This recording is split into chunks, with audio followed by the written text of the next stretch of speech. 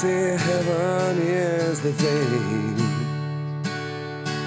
You trade your legs for angels' wings. One day we've all said goodbye. You take a running leap and you learn to fly. Bye bye, little Sebastian. Miss you in the satisfaction. Bye bye, little Sebastian. You're 5,000 candles in the wind.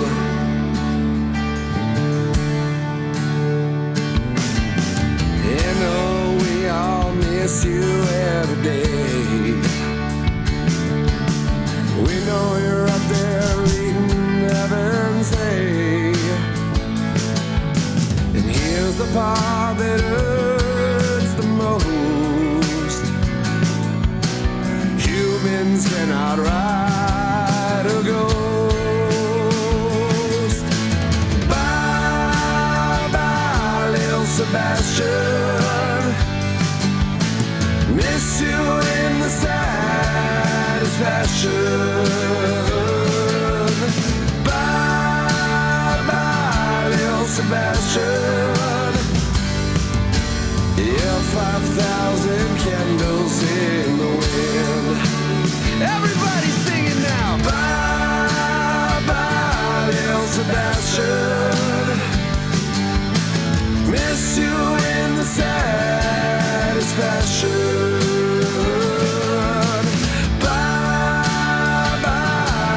Sebastian, you're 5,000 candles in the wind. Maybe someday we'll saddle up again. And I know I'll always miss my horse's friend. Spread your wings and fly. Spread your wings and fly.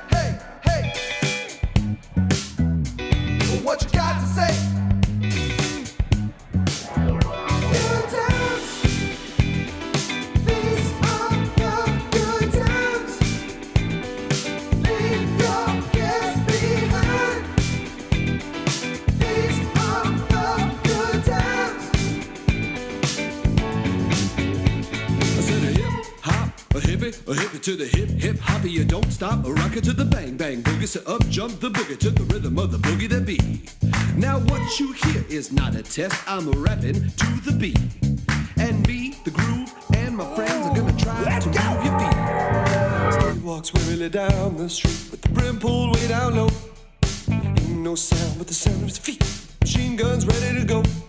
Are you ready? Hey, are you ready for this? Are you hanging on the edge of your seat? Out of the doorway, the bullets rip to the sound of the beat, yeah. Toot, toot, toot, dancing very close, really breathing, almost good. You won't get much closer till you sacrifice it all. You won't get to taste it with your face against the wall. Show the power trap within. Do just what you want to. Now stand up and begin. How do you think I'm gonna get along without you when you go? Took me for everything that I had and you kicked me out of my home. Are you satisfied? How long can you stand the heat? Out of the doorway, the bullets rip to the sound of the beat. Yeah. Hey, hey, hey. 1, 2, 3, 4, 5 years in the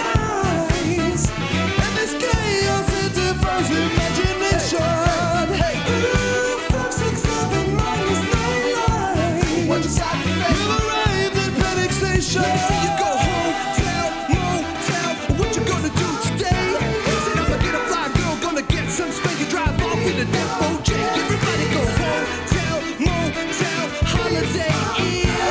Say if your girl start acting up, then you take her friend. Good times.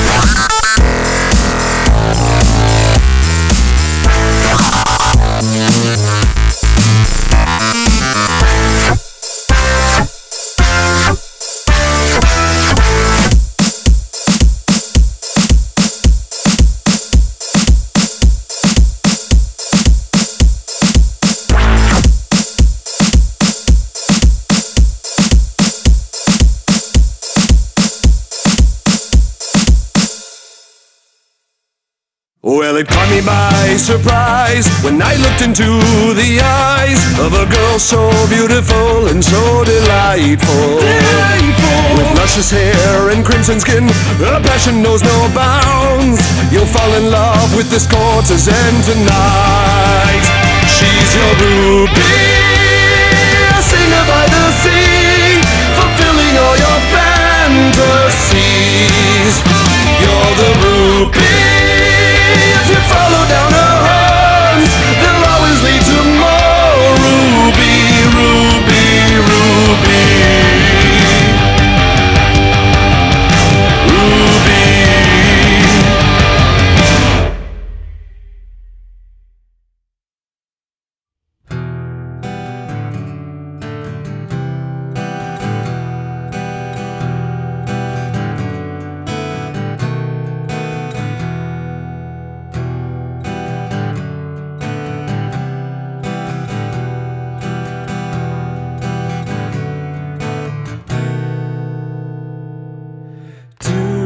Totally miss you.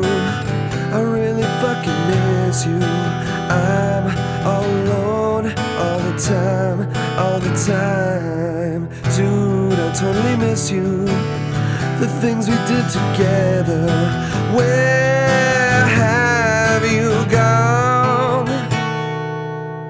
Totally miss the honesty and special times, and honestly, I totally miss the fucked up thing you do. Dude, I totally miss you. I totally miss you. Dude, I totally miss you all the time.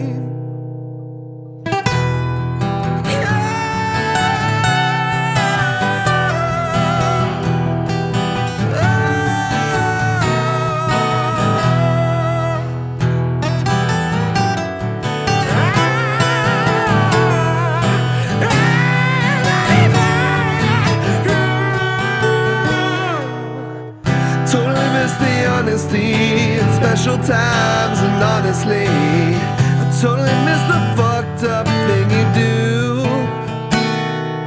Dude, I totally miss you. I totally miss you.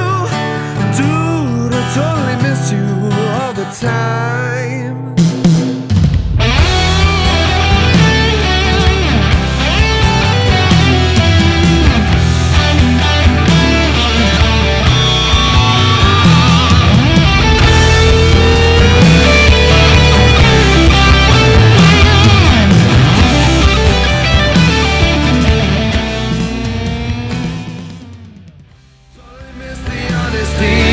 Special times, and honestly, totally miss the fucked up thing you do. Dude, I totally miss you. I totally miss you. Dude, I totally miss you all the time. All the time.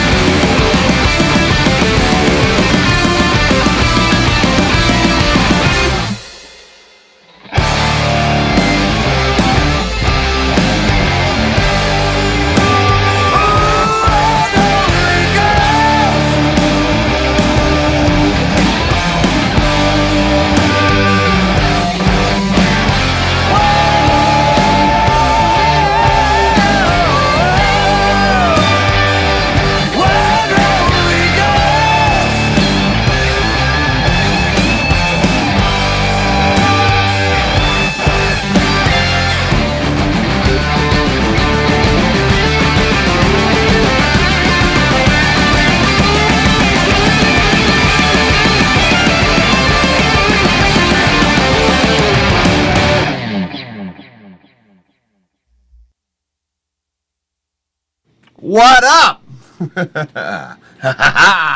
That's where the sound went. How are we doing today? I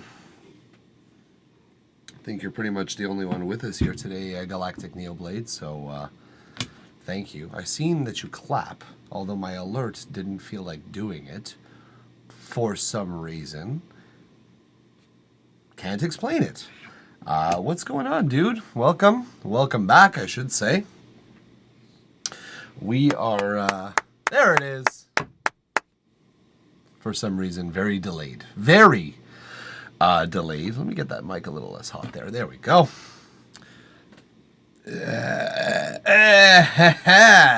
Now we're back. Well, hello again. Okay, you got a whole bunch of text here. Galactic Neoblade, how are we doing? We are doing great. Yes, some Tenacious D. You requested, you joined. Jeez. Well, hello again. Hello again, indeed. What's up, Galactic? How you doing, man? Neoblade. That sounds like a Dungeons and Dragons subclass if I've ever heard one myself. Goddamn. Am I right or am I right? What else do we got here? Now I realize why I turned up this microphone, because I kind of talk softly these days, trying to not ruin my voice in one fell swoop. It's not easy. Doing great. You feel energetic, phenomenal, even though it's 11:55. You're a speaker. You are a speaker. Actually, my name is Orion, but Neoblade was my initial name, so it kind of stuck. Well, hello, Orion. It's a nice name. Nice to see ya, dude. Yeah, the vibe is good indeed. I mean, I don't know where you are in the world that it is already almost midnight. Also, it's 11:55. That's weird. Here in Montreal, it's 4:15. Where are the time zones like offset by a half hour? Not even a half hour. That's like 40 minutes. Or 20 minutes rather. Right, yeah. Where the hell is the time like that? In Algeria, your clock is broken. That's it. Is it really? Because it's my Mac time. No, it's not. Like it's 4:16 in the afternoon in Montreal. What the hell? So Galactic Neoblade, Orion, I should say, from Algeria. Nice to get to know you a little bit better. I'm assuming in Algeria, I believe French is a second official language, if I'm not mistaken. N'est-ce pas? Oh, il sort le français. Il sort le français. Il commence à jaser dans sa langue, sa deuxième langue, plutôt que ma première. Non, en fait, c'est même pas ma première. C'est même pas ma deuxième, c'est ma troisième. Parce qu'en théorie, ma première langue, c'est l'anglais. Mais en ce moment, c'est ma deuxième langue. C'est assez fort pour que je puisse dire que c'est ma deuxième langue. L'italien, qui était d'origine ma première langue,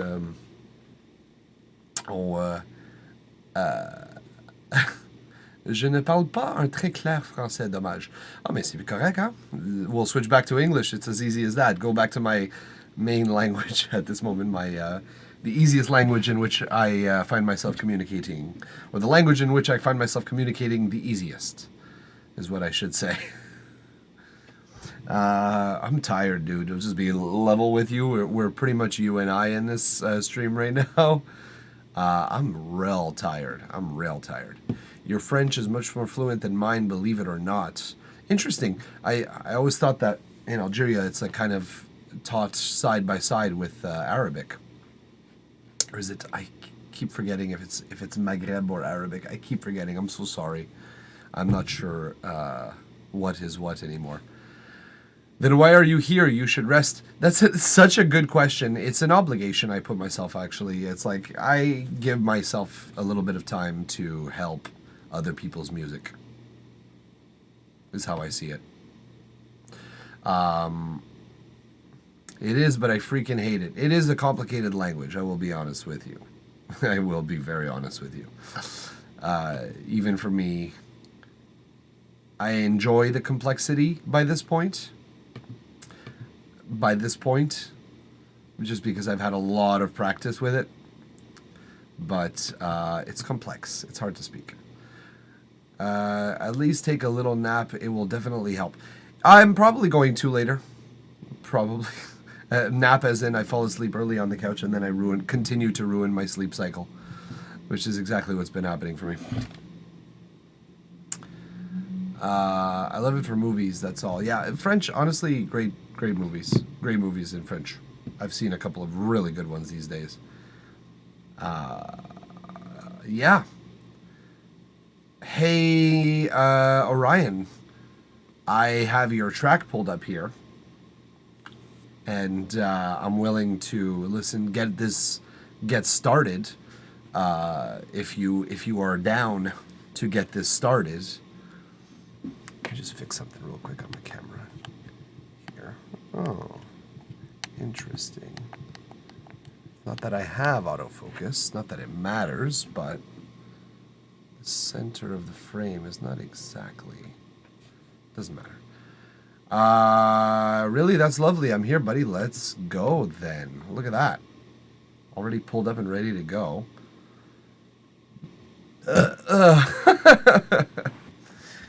That didn't even feel healthy. Okay, so, you and I, because that's who's here with us today, we're gonna listen to this together. I'm gonna still do my thing. We're gonna act as if we know what the fuck we're doing with our life. Let's pretend. It's weird to see my only name here in the chat. I know that it's very my early stream vibes. It's not very common anymore for this to happen. But here we are. We got a wall of orange, which is one of my favorite colors, by the way. Next to the purple that you see pretty much everywhere on my screen. That's my bitch. But yeah. I'm kind of honored to be the first. Well, it's an honor to listen to you first, dude.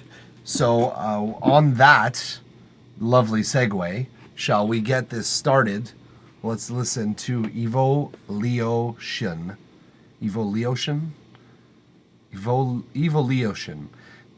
with an AI image that looks halfway between Pokemon and Iron Man.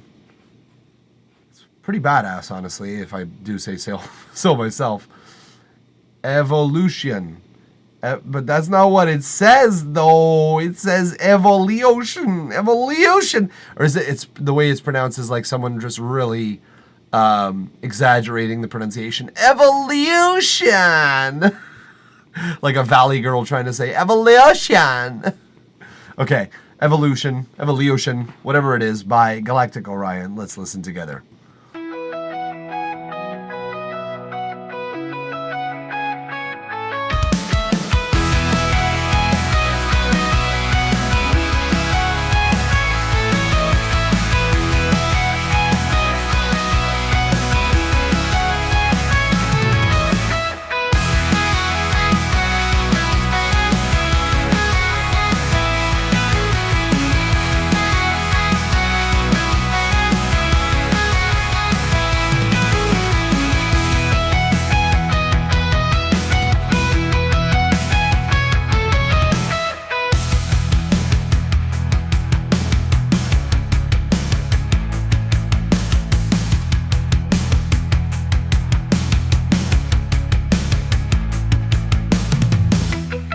Up and down, up and down,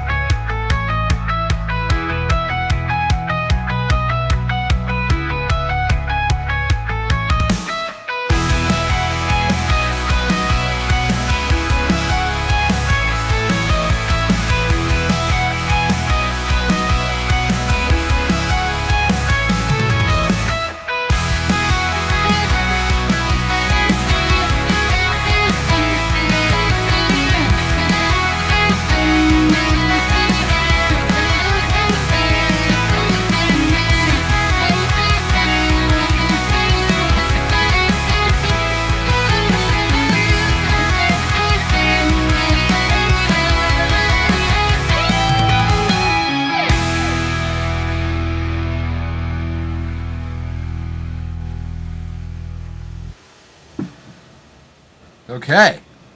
Okay. I think that's it. There's a fade. There's some waves here. Okay. I mean, AI's cool. AI is super cool. I mean, I always kind of like listening to what AI is coming up with. It's a fun change, and I really appreciate anybody who's willing to bring some in here transparently, as you do, Orion. You just kind of go, hey, here's what I made with this tool, and that's cool. I've said this already. Last stream, I believe, you did something similar, and I was like, this is super awesome, and I love it. Let's see what we got here. AI is really amazing. I would not exchange it for any instrument learning. Ooh. There, I think we disagree, Orion. Because AI is cool. Don't get me wrong. I wouldn't trade it for many things. But knowing how to play an instrument, let alone knowing how to play four, I'll be honest with you, kind of feels superpower-ish to be able to just jump on any instrument and kind of jam along to songs, and also to be able to like compose music on each instrument. It feels like it's been years and years that I've been practicing each of them, so it's like hard work has been found behind each of these instruments, except the piano. I haven't really worked hard to learn the piano, and I kind of just fuck around with it, but I'm not very good. That's the result. But for all the years and years of hard work, I prefer knowing music. I prefer being in control, being able to like listen to this and reproduce it. Because let's not lie, we got a very basic song here. We have, what is it? I bet it's an E. C sharp minor. The A. So it's a 4-chord song. Like that melody, right? That fucking melody.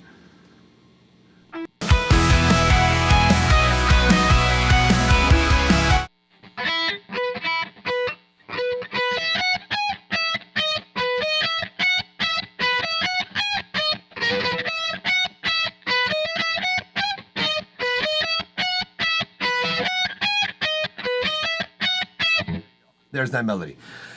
And I like AI in general. I have a lot of fun listening to it, and it was a cute song to listen to. It was very simple. It didn't really pose that much contrast or that much darkness or that much conflict in its arrangement. So it was a fun time, but it was repetitive a little bit. Like it would have needed a part that would like have changed up a little bit.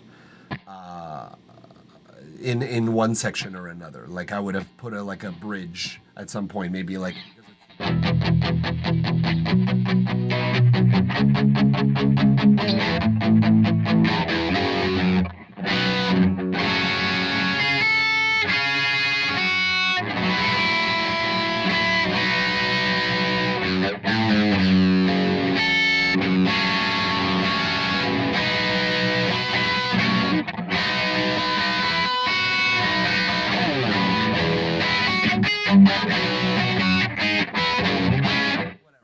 then you go back to it. So I would have had like two B sections in this song, and I would have like pre-chorus, you know what I mean? A pre-chorus to create a little bit more contrast.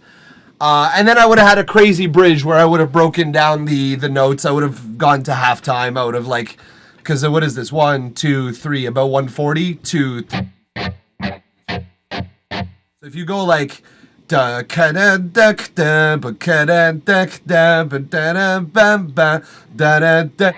have gone like.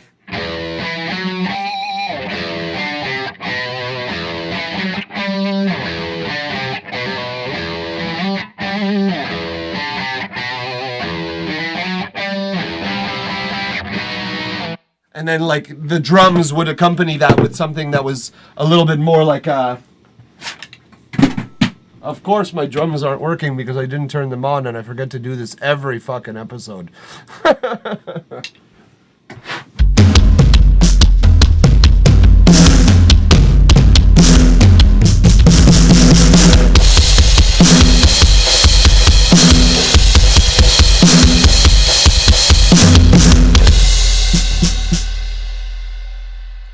So something like that, like something where you're laying down something different in the verse section and in the pre-chorus section, and then you have a bridge that is kind of like related to the riff, which is why I kind of kept it to the.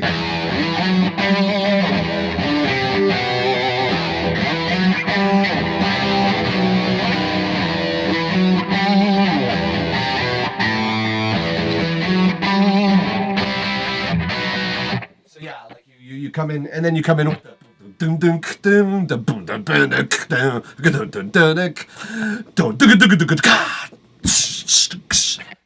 you break it down. You break it down. I like breakdowns personally. I'm a big fan of breakdowns.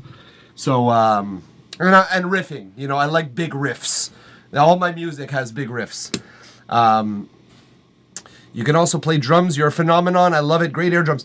Great air drums, but also real drums because, you know, I have them here. That was me. Oops. That was me playing. Hello. I swear I know how to use these things.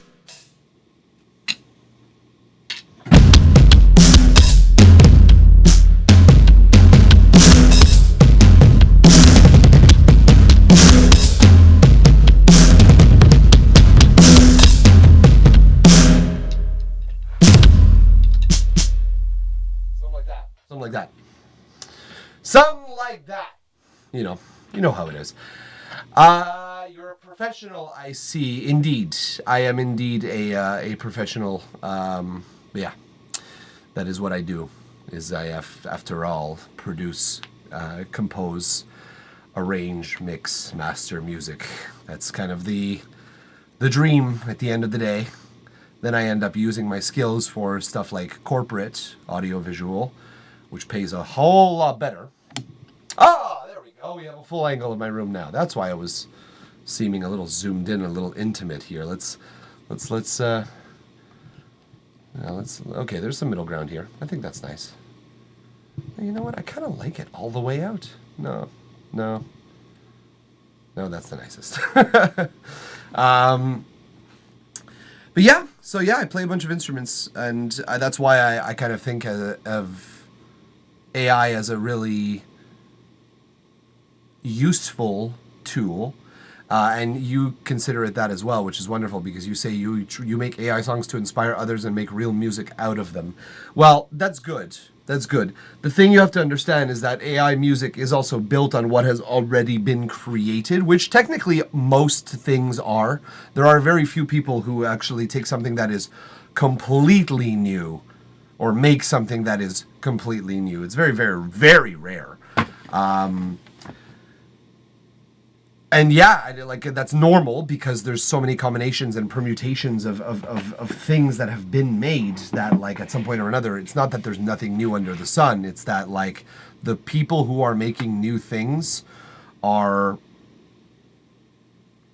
probably not being seen or discovered because we're too busy listening to stuff we already know because we're familiar with it. That's why pop music is such a phenomenon in terms of financial feasibility, that people flip out over pop music.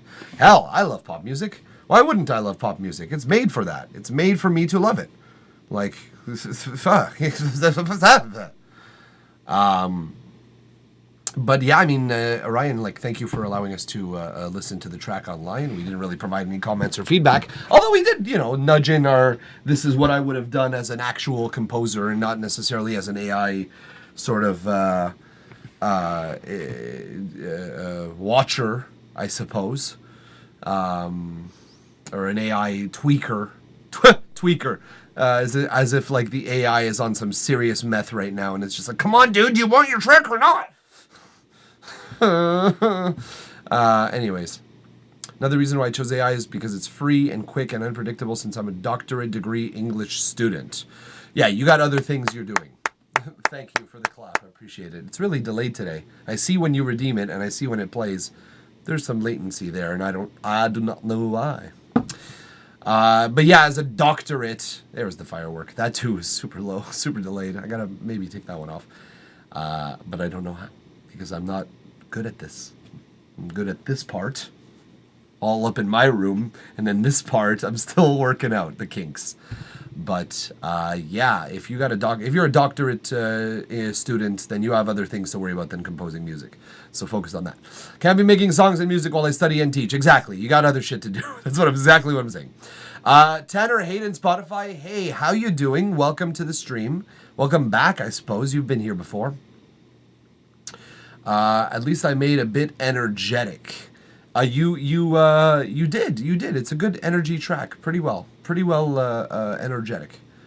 I got a couple of tracks that make me think of this this sort of formula. I've made a couple of tracks that sound like that. I'm trying to find a reference here. Good, man. How are you? I'm well. Are submissions still open? Yes, they are. I am well and open. Yeah. Yeah, no, but submissions are absolutely still open. What do we got here? I have a bunch of shit that I've made and like... Oh, man. So much. It made you energetic. You took out... Yeah, I see. You inspired me with some energy. I see what you're saying. Absolutely. Can you pick a genre for me to submit? Don't you make music of a certain... Are you one of those that makes genres across the board, just like myself? From orchestral to dubstep to death metal to orchestral dubstep death metal, which I've literally done before. It's funny, but it's true. Yeah, EDM, sad acoustic, indie rock. Okay, well, here's how I go about it usually, Tanner Hayden. When someone is hesitating between one decision or another, I usually roll a die. I have a D20 available to me at all times. Here it is. It's right there. It's a little out of focus, and it's back in focus. But that is the way I deal with these things. So if that's acceptable to you, there are 20 sides to this coin, to this die. So I can absolutely roll this for you. It's right here. My hand is literally the one picking this up. So, see. So I'd say if you want, pick two songs that you would want to submit. One of two. Choose one of two. We will divide this die strategically somehow, depending on the two genres or songs that you have. And then we will roll for it on live together as we let the chaos reign. That said, what are the two genres that you pick, Tanner Hayden, on Spotify? I dropped my die. EDM and sad acoustic and Galactic Neoblade. Thank you. That is a good range from 1 to 10 and 11 to 20. You could do evens and odds. You could do above one threshold and below another threshold is one thing, and then in the middle is another. But I like 1 to 10 and 11 to 20. So from 1 to 10, EDM track by Tanner Hayden on Spotify. And 11 to 20, we're going to listen to the sad acoustic song. So here we go, just to confirm that we are indeed rolling into the box. Let me just hover my hand over it. 15. That's the sad acoustic song. So there you go. That's how we decide things in this place. Not rigged, right? No. Look, I'll roll again just to show you that it's different results. See? Now it is both lower than 10 and an even result. 17, 11, 16. It's quite varied. These are not weighted dice. There are no weighted dice in this household. And if they are weighted, it is because they are cheap and we bought them off Amazon. We bought a lot of... I'll be right back. Tanner Hayden, Spotify, while you upload your link into the chat right here, I'll go get something to show you guys.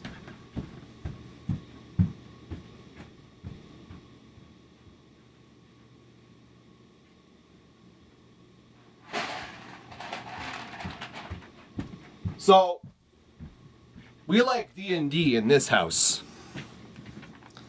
We like D&D in this house.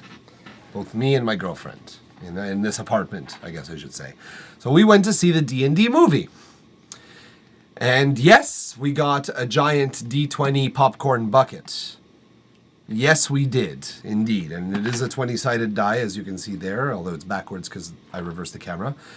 And it is a popcorn bucket that opens, but no popcorn has entered this chamber.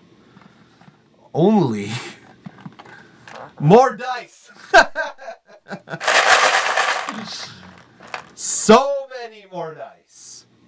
There has to be, if I were to quickly estimate it, there has to be at least 200 dice in here. At least 200. And if not, more accurately, probably close to 300. If I'm just guesstimating. So yeah.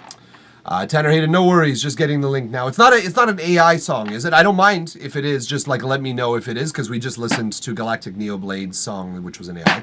Caston's Corner, hello, how are you? You like this a lot? That is good. Here's another look for you, Kit Thomas, just for you, as a gamer, as a pro gaming streamer at this point. Am I right? Here is some devices in order to game.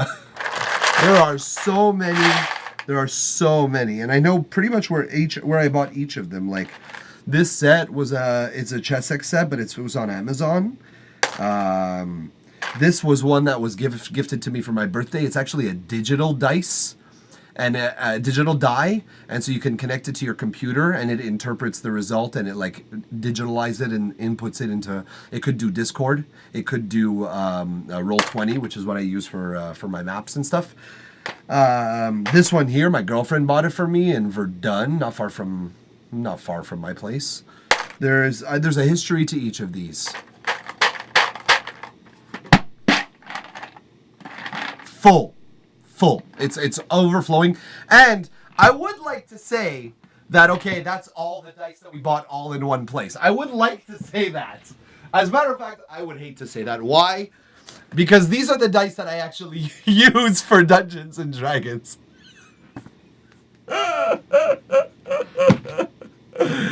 Yeah, I'm a bit of a crazy dice collector. I'm a bit of a dice goblin. I mean, come on, look, they're so nice. Look at that. Jesus Christ. So good. How do they taste, these dice? Do you like them with salt and butter? Yeah, I do. I have. I haven't been able to break through one yet, but one day, I swear. Until then, they just keep popping up the other end. Little treasure box indeed. Galactic Neoblade. Uniform Prod, hi. Welcome to the chat for the first time. We appreciate you being with us. How do I submit music? And Galactic Neoblade's right on it. And you're figuring it out as well. So you command join to get into the queue. But you're on it. You've got the goods. Tanner Hayden has already joined the queue, and then there we go. Uniform Prod. All right, we got ourselves a queue. We got ourselves a couple people now. Uniform Prod. Okay, I'm going to show you one more time, and then I'm going to put them away. No one asked for this. No one asked for this except me. Okay? This is for me, guys. I like this. Okay? I like it. Oops. Watch out, there's a light there. Alright, these, I'm not going to put them away yet. I'm just going to put them in the background so that they're with me. And so we see them there every now and then when we just want to like reach for them. They're right there, and we just... Mage Hand. Damn it, didn't work. One of these days. Wonderful, finally some people. Indeed, thank you, Galactic Neoblade. Sometimes it takes a few minutes to get some people in here, but then once it does, it's a fucking floodgates are open. You've been playing D&D for years, Mike? Multiple years, technically, yes, but I think I only started like in 2022. Was it 2022? I think so. I think it was 2022 that I actually just started like actually playing, because I'd made a couple characters when I was younger, like in my early 20s, and never really went anywhere. Like, I tried to see how it would feel, and it would, like, someone showed me the ropes a little bit, but I never really got anywhere with those characters. Then I made my first actual character 2 years ago. No, almost 3 years ago at this point. And by 6 months into that, 6 months after that, I just lost my shit over D&D. I started buying books, I started buying dice, I started losing my mind, and just investing heavily into this very time-consuming and resource-consuming hobby that is basically become a major part of my life at this point, that I, in a way that I love, in a way that I appreciate very much. I felt so alone. No. My song is a cover, but an interpretation. Okay, that's cool. I have it pulled up here. I have a 10-face die also, but just one. Damn. Yeah, see, a D10, as it's colloquially called. Colloquially. That's a weird way to say that. It's one of the 7 dice you need to play D&D. You only need 7. Really, at the end of the day, when you come down to it, when you really need 7 dice. As a DM, I play with 13 sets of 7, just in case I need to really drop some damage on my players. And as a player, I always play with 4, just because. How much would you sell it? I wouldn't ever. I'm keeping these. These are mine. These are my shiny math rocks. No one else's. Mine and my girlfriend's. They are ours. I'm sure I had to make that important distinction, but she knew what I meant by mine. How old were you then? 29? 28? I don't know. Can be a rabbit hole. Yeah, tell me the fuck about it, Tom. Jesus Christ. Rabbit hole, you say. Rabbit hole, you say. I'm building a universe. Rabbit hole? More like a fucking purple wormhole. More like a black hole. It sucks it consumes my essence. And I love it, every second of it, really. I was looking through some files before, but I guess we're going to drop that. Big burp, yep. Thought you were 22, 23. Thank you, that's kind of you. I don't feel 22, 23. I do not feel that at all. I felt 25. When I hit 25, I felt motherfucking 25. I definitely felt that. But yeah. What are you, Alice? Exactly. No, I'm Elon. Nope, not anymore. Not anymore. I guess he got canceled, right? That's over. That example can't be used anymore. Anyways, Dino Spumoni, welcome. Mille grazie per aver entrato qui. If you wish to join the queue, you have already done it, so you have no instruction necessary whatsoever. Welcome to the queue. We're going to listen to T-Dog Demos, I see. It's a demo. I thought it said T-Dog Demons, which was, in my opinion, a really good artist name. We're going to listen to them. We're going to listen to Uniform Prod, and then you're up, Dino Spumoni. An Italian. Me, another Italian in this place. Me, bro. Well, thank you for everything, Mike. I have to sleep now. Have a lovely stream. At least I kept you company at the beginning, and I appreciate you for it, Galactic Neoblade. Thank you for being here with us. Enjoy the rest of your evening. Good luck with your PhD, which is mental that I'm saying that on my stream. And we appreciate you. And we get the clap. Thank you so much. Appreciate it. All right, here we go. T-Dog Demos, or T-Dog Demons, as I misinterpreted, by Tanner Hayden on Spotify. Let's listen together. I remember years ago, someone told me I should take caution when it comes to love. I did. And you were strong and I was not. My illusion, my mistake. I was careless, I forgot I did. And now, when all is done, there's nothing to say. You have gone and so effortlessly. You have won, you can go ahead, tell them all I know now. Shout it from the rooftops, write it on the skyline. All we had is gone now. Tell them I was happy is broken, all my scars are open. Tell them what I hoped would be impossible. Impossible, impossible, impossible.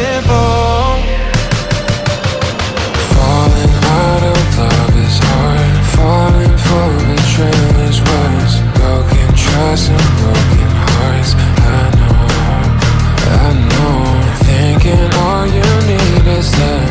Building faith on love and words. Empty promises will wear. I know now. When all is done, there is nothing to say. And if you're done with embarrassing me, on your own you can go ahead. Tell them all I know now. Shouting from the rooftops, riding on the skyline. All we had is gone now. Tell them I was happy and my heart is broken. All my scars are open. Tell them what I hoped would be impossible. All right, that's about 2 minutes. So it's a cover, right? So you're responsible for the cover of this song, which I don't know who made this original, but I've heard this riff. I've heard this. It's not in the same key, I think. It's in the original key is, I think, something else, but it rings such a hell of a bell. That's what pop music is there for. After all, we have talked about it today already. So, so Tanner Hayden, what are you responsible for? You said you remade the instrumental. Which did you play any, or was it all piano rolled? Was my first question. Did you do the vocals, or are those the original vocals from the cover? AKA, am I going to get YouTube copyright flagged on on YouTube when I re-upload this? Because it's the original vocals, or did you redo the vocals? What a way of phrasing it. Yes, I did everything, you say. It's vocals and live music. Yeah, I'm not sure if I understand the answer. Only drum machine is what you're saying further. I'm not sure I understand what you mean there, because it sounds like there's some things that are processed, and that might just be in the effects that you've applied over your own instruments, but like, what did you actually write and record? And what did you rip from the original? Because there sounds like something's ripped from an original. Specifically, the vocals kind of sound that way. But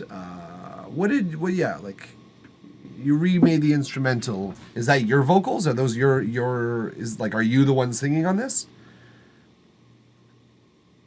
It's vocals and live music. I did vocals, recorded guitar, and violin. And violin. Nice. I didn't hear a violin. Let's put it back. Trust and broken, building faith on love and words. Empty promise. Heart is gone now. I did, and now caution when it comes to I want so me. Waiting on the skyline. All we had is gone now. Nice. Okay, cool. Nice layer. Okay, cool. I needed to ask all of these questions because I need to know what we're talking about here. So, first thing, your vocals are distorting. I don't know if you've applied distortion as a layer, but it doesn't sound like that kind of distortion to me. It sounds like the kind of distortion where it's like, oops, I left my gain on my input a little bit hot, and now I'm compressing and it's kind of coming out in the mix a little bit. It doesn't sound terrible in that it's passable, it's like understandable. So it's not crazy, disgusting digital distortion, which is good. But it sounds like it's distorting a little bit, and me no likey. Me would prefer no distortion on the vocals, which means you might have to re-record them. I did vocals live when I recorded guitar. Well, you're gonna have to either deal with distorted vocals or re-record them. I know my answer. Just because I have a fucking recording studio right here, I would redo them easily. The next note that I have, it's about your mix, not about the recording. Your bass is loud, first of all. The bass throughout the song, when it does come in, it kind of dominates a lot of things. Impossible. Falling for betrayal's words, broken trust and broken hearts. I know. Stomping on absolutely everything in your low mids and your low end, and your vocals are even having some trouble cutting through. Even we don't hear that there's low mids in the vocals, even though we know because we heard them earlier, right here. I did, and now when all They're crisp, they're nice, and they're disappearing in the mix. Furthermore, about the mix, your mix is very, either it's in the center or it's in the left and right. I don't hear very much variety in your spectrum, in your left and right spectrum. I'm hearing, and this is a common problem, so don't feel bad about it. But like I'm hearing like vocals, kick, snare, bass, all like right in the center, right centered for all of my attention, for all of my beholding beauty. And then there's like some guitars in the left and right, and there's some synths in the left and right, and then when the violin comes in, it's in the left and right. But they're not like spread 60% left to right, 40% left right, 80% left right. It's all like kind of hovering around 75%. Everything is hovering around 75%. There's nothing that's super wide and nothing that's super narrow that isn't centered. So fix that. Think of if you want a done, there's nothing to. No, I'm talking now. Impossible full song. If you want a template of like where to put things, it's not a universal template. Let's not lie, because the cymbals just the drums themselves defy these rules. But if you're looking at a stage live, let's go back into full view here because we're done with the reference, I believe. If you're looking at a stage live here, if you have like a whole platform here, and your singer's always going to be in the front, he's going to be center stage here. Well, in this case, it's a he, it's you, Tanner Hayden. It's going to be front and center stage. And then the drums are going to be like back here in theory, even though they're pretty loud in the mix. Bassist going to also be sort of standing in front. So those three are always going to be, yes, dead center, true. Even though the drums cymbals should be wider because it's as if they're echoing around the stage. And the toms too can be wide just for the pleasure of hearing it. Then you have your synths on your left and your right. You have like a violin maybe here. You have another violin maybe here, and then sometimes you have a violin in the center too, sort of taking the stage. The singer steps back in a little bit. You have keys that aren't strings or that aren't synths, like just like a piano or something like that. Maybe they're sitting a little closer to the center. Brass might also be like, you might have like piano, brass, keys, strings, cymbals. You know what I mean? Like guitars as well, somewhere like in there. Visualize a stage. Visualize a stage and put your musicians on that stage visually. Then, when you're in your mix, spread things to the left or right or both, depending on where they're standing in your visual, in your imagination stage.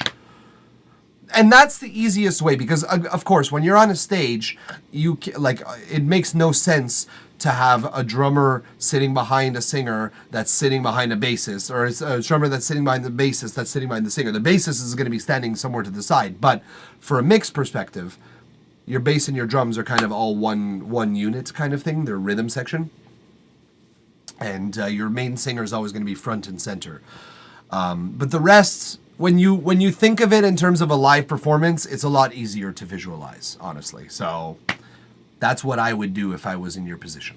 Is like, I don't know where to start putting these things. Try some stuff out. Put your violinist all the way to the right. You're going to probably have to scooch them back. You know what I mean? Like, just place them physically on your stage and then find out what setup works for you and then you could fuck with that from there. But this is good. It's a good cover. It's a good cover. I mean, I don't really know the original super well, but it's a chill song. It doesn't really like elevate a whole lot in terms of energy, but it does have some progression and some arrangement movement, which is why I didn't really focus much on that. You do have those elements. You do have cutaways. You have a bridge. You have a break. The vocals are pretty light and they leave space for other things. So arrangement-wise, you've done a pretty good job here. Now we got to get that mix tight. We got to get that the recording of your vocals tighter. Not in terms of performance, but in terms of like engineering. Don't let your vocals distort, even when they're coming into like a tube preamp. There is a little distortion, but there shouldn't be this much, in my opinion, personally. Because you can add some on later, but if you record with distortion, you're fucked because you can't take it off. Anyways, thank you, Tanner Hayden on Spotify, for allowing us to listen to the song online together, provide comments, criticism, feedback, and analysis, what have you. You know how it is. Welcome back to the stream, dude. Appreciate you being with us today, and good job with this track. Thank you for trusting us with it. We appreciate you being here today. Could you tell me if the performance is good enough? I'm writing all of this down. I think the vocal performance is good enough. Let's scan through once more. Anytime, SoundCloud. Anytime you don't want to leave me with some dead air, that would be great. It doesn't want to leave. Empty promises were where I know me, and my heart is broken. All my scars are open. Yeah, it's a shame because I'm hearing harmonies in there too, vocal harmonies, which I love. I'm a big fan of vocal harmonies. So yeah, I think the performance sounds okay. It's hard to tell because you've applied such an amount of pitch correction to it. It's hard to tell if your original performance was good, but in the textures and in the dynamics of it all, yeah, I think it's fine. I don't think I have any problem with it. That is irrelevant, unfortunately, because you have, if I am correct, you have distortion on your recording. If you don't, remove some distortion on your vocal chain. That's necessary. Wait, I didn't add any pitch correction? Okay. Let's listen back. All you need is the building faith on love and words. Empty promise. Yes, you did. It's okay. It's a pop thing. It's okay. You don't have to hide it.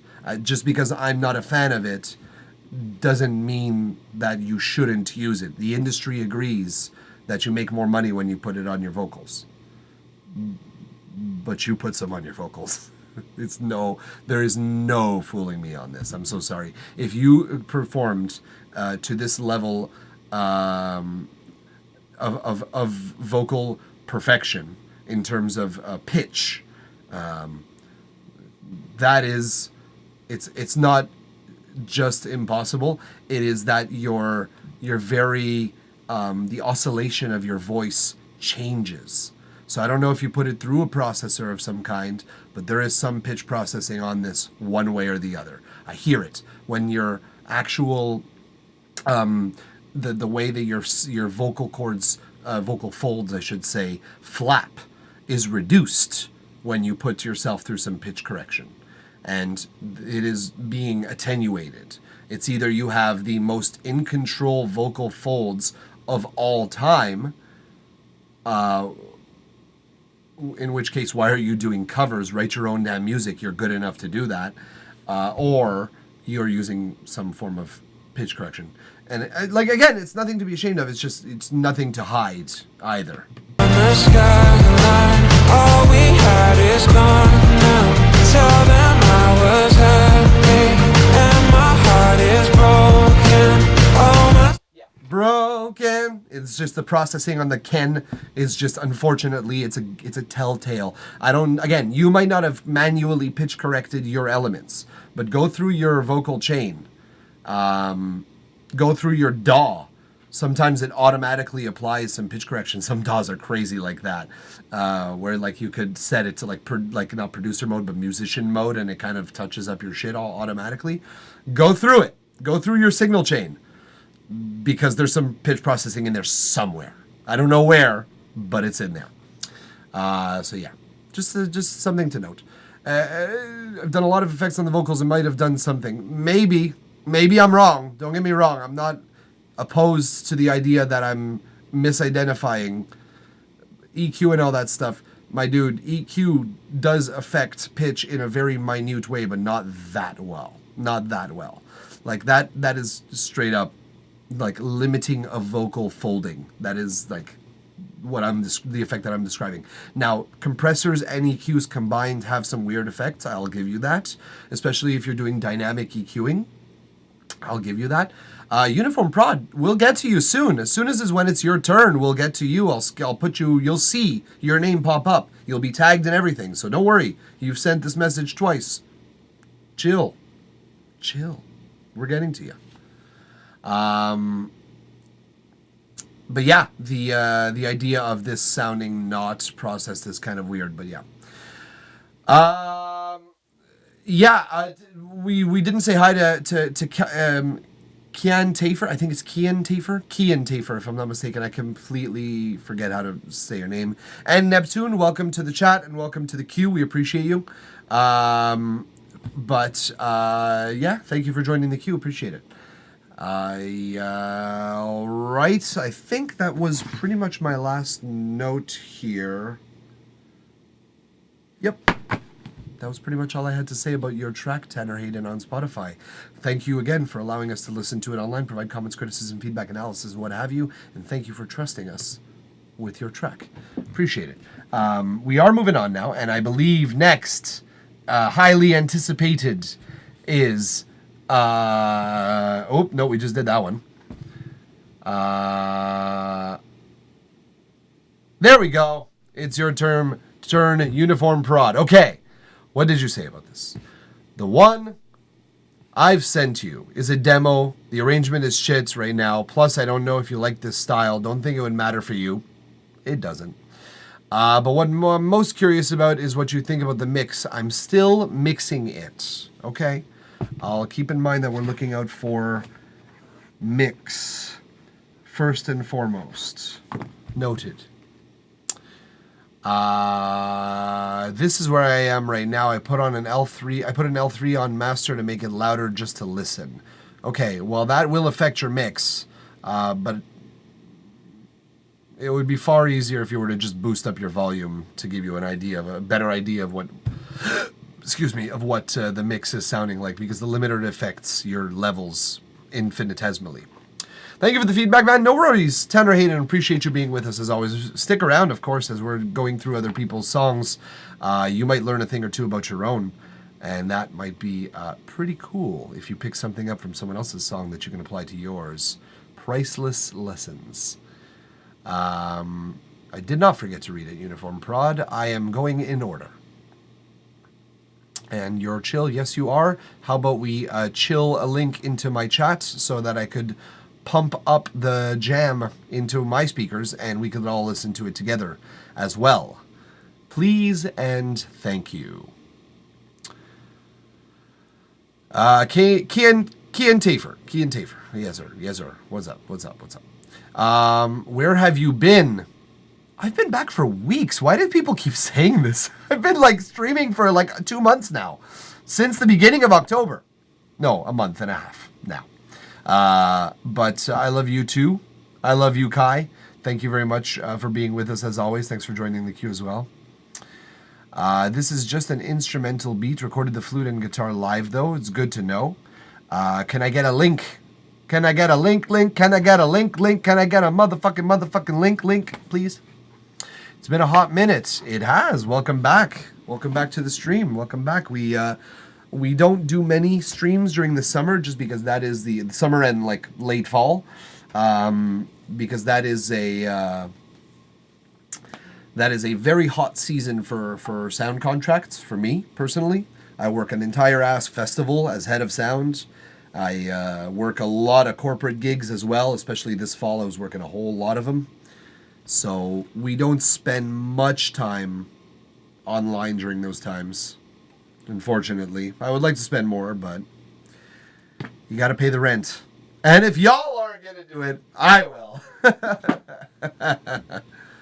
Glad to know life is lifing for you as much as life can possibly life for me for the moment, at least. I mean, it's pretty slow, but no, it's not always slow. It's actually sometimes fucking really rapid and fast-paced and doesn't stop and fucks up my sleep schedule. And now I am recovering from that. If you insist on paying it, we will let you. How humble. Yeah, but y'all can too. There's a subscribe button. No, so here we go. We got Uniform Prod with us. Uniform Productions. Here pulled up. We're going to listen to this entire thing because it's under 2 minutes. The Diffuser ST Mix demo. So yeah, I might still have some notes for you arrangement wise, just if I do get ideas, or if I do note like where specifically things should change in my opinion, aka if I get ideas. But yeah, we're going to focus mostly on the mix. We're going to see how we think of the mix. Let's go. Diffuser ST Mix Demo by Uniform Prod. Let's go.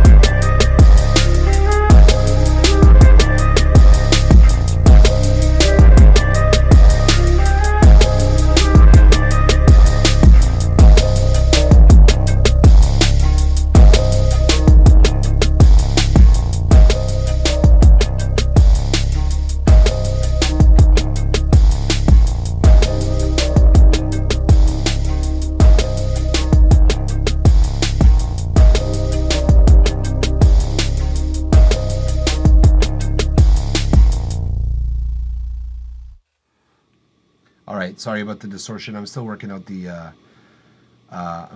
kinks here with the audio. I have a new audio setup here. I'm gonna have to try to nudge it up volume wise in a different way here. Oh yeah, that's super low. Why is that so low? Okay, that makes more sense. I know what happened here. Give me a second, guys. Give me a second here because we are figuring out this sound thing, but for some reason my audio was super weird. Let me just make sure that we're sounding good in this because I think this is where we want to be at. Let's test it together.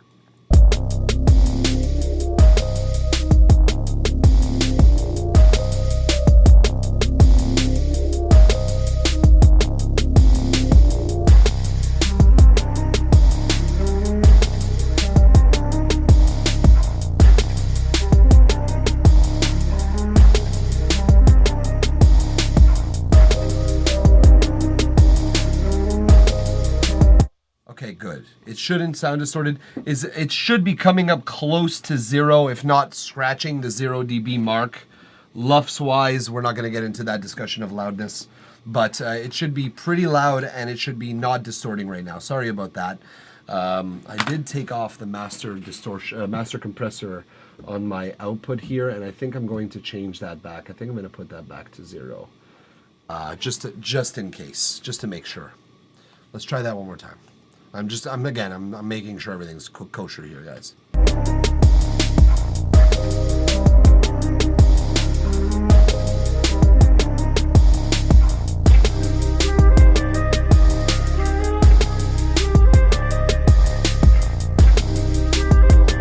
is it coming in more on the right than the left now? That's weird. Hold on. Why is this happening again? This is not supposed to be happening. Oh my god. Is it my fucking interface that's like bugging out on one side more than the other? This keeps fucking happening. God damn it. Sorry guys, I'm trying to fix this shit.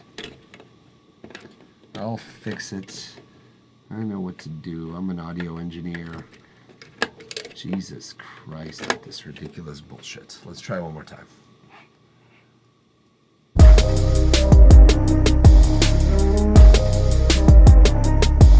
Stupid, but whatever. I don't know. One of my outputs on my audio card, it's a very old audio card, so it's quite tired. It's like over 15 years old. But one of my outputs is just a little weaker than the others. So I switch outputs and it's fine. Look.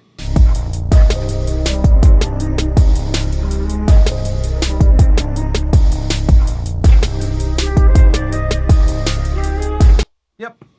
Sounds a little better. Cool. Sorry about all these audio fucking fuckers. So, let's just get into this because we did let this play through the entire time, but we didn't really give our focus to it. Well, I mean, I did give my focus to it. So, let's just level here a little bit. The snare. This is the thing that I noticed at first. It's okay where it is at the moment. It sounds balanced with the rest. But be warned, as soon as you bring a lead element into this, it's not going to be enough. The kick seems to be okay. The kick seems to be like it's going to have no trouble cutting through the mix. I don't think that we're going to have any trouble hearing that. The snare, on the other hand, is definitely going to melt into the background as soon as you put in vocals or you put in whatever. I see that, like it forecalls me.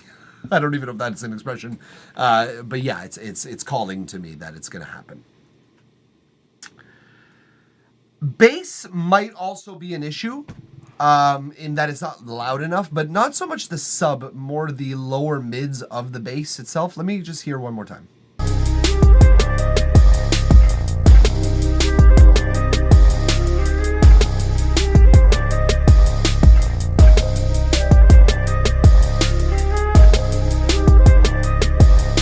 Very subtle. It's very subtle. You're not going to need to do much to the bass, I'll be honest with you. You're going to have to probably throw on 200, 300 hertz, probably. I'm thinking it's going to be around 200 or 300 hertz where you're going to have to focus your attention on. I wanted to make the bass brighter, but I didn't know how to make it, like in Travis Scott franchise. I don't know what that is. Looks like a French word, which I should know, but it does not look like an actual French word to me. Anyways, how to say this? I would say you're probably going to be looking for a Reese bass, my friend. You're probably going to be looking for something that is a Reese bass sample or synth of some kind. If you're looking for a higher, brighter, focused bass, you're going to at least want a layer of Reese bass. That is Reese as in R-E-E-S-E, just in case you're wondering. That's probably gonna play a large part in your bass tone if you're looking for brighter.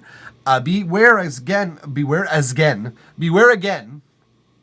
The more you add bright bass into the mix, the more that takes attention away from the attention away from the what's it called, the rest, like the hi-hats, the high mids, anything that's more high frequency, it's going to pull back a little bit. If you can look at the song on YouTube, mute of course because of copyright, I want a similar mix to that one. It's hard to explain. Okay, well, you guys are going to be in silence for a moment. Travis Scott franchise. Or is it franchise? It's franchise. That's why it is. That's what it is.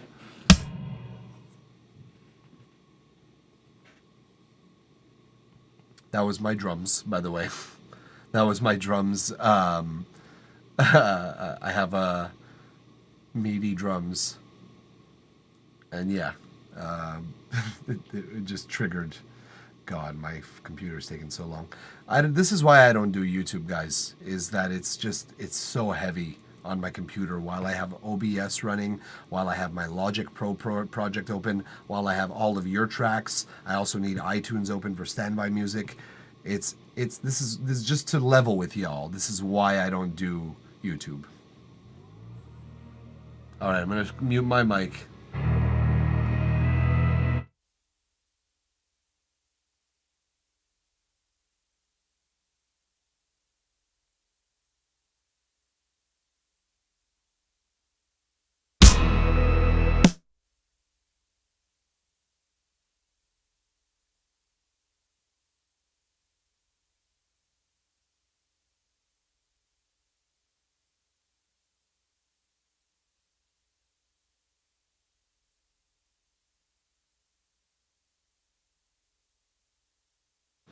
So this sounds a lot to me.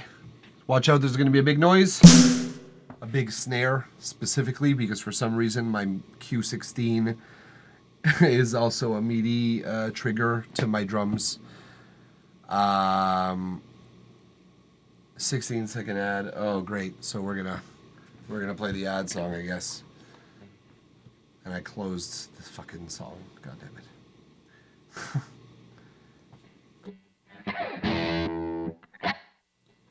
Why can't I?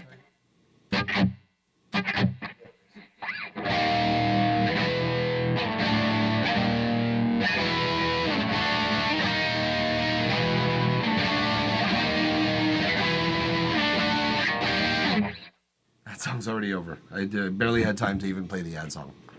Okay. Let's listen to your track one more time, just to make sure we're hearing things.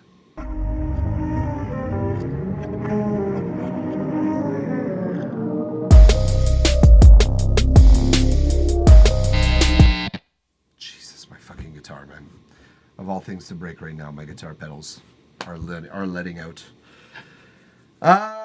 Okay, I see what you're going for. I have a couple of ways of going about this. So it's either you're going to add some form of FM synthesis kind of synth as a layer. That's one option. You're going to add a square wave, sawtooth, actually, wave. A mix between a sawtooth and a triangle. Somewhere between a sawtooth and a triangle wave as a layer. Or you're going to add straight up a Reese bass as a layer to what you already have. You're going to high pass that, or low pass that rather, like high cut that at a certain frequency, because you don't need all of the high end on that. You don't need a lot, as a matter of fact. You could probably high cut that at 3 or 4K. Layer on the bass, yeah. You just need to layer your bass. That's all you need. You're getting something that is missing some frequencies. Well, add some more frequencies. That's how I see it. And you're gonna have to probably mix that in with the rest of your bass layers appropriately. And what that's gonna do is actually that's gonna address the same problem that I was addressing, which is the fact that there's not a lot of low mids on your bass either. Your sub components are fine where they are, but your like low mid of your bass is kind of lacking. So this will kill two birds with one stone, which is a good thing for you. What about the other components? Do you think they're fine? Well, I've said my piece about the snare.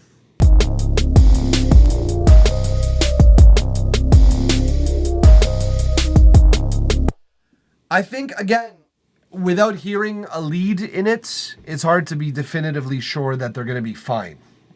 I am too close. That is too close. That's too much space. It's hard to say that they're going to be definitively fine where they are. My prediction is that your snare is going to need to come up in the mix, and that the chimey sort of somewhat lo-fi synth that you've got there, nice sound, by the way, it's going to have to come down in the mix because it might be stepping on the vocals. Especially if you have a female singer, it's going to be stepping all over it. That's for sure. If not, if it's a male singer, you might have less work to do. It might stand out in a pleasant way.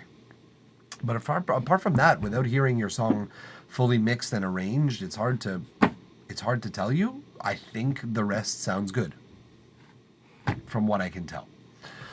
Either way, it sounds like it's a work in progress. Sounds like we need to finish it. Sounds like you're going to get there at some point. So thank you for allowing us to listen to the song online as it is for now. Provide feedback, comments, criticism, analysis, what have you.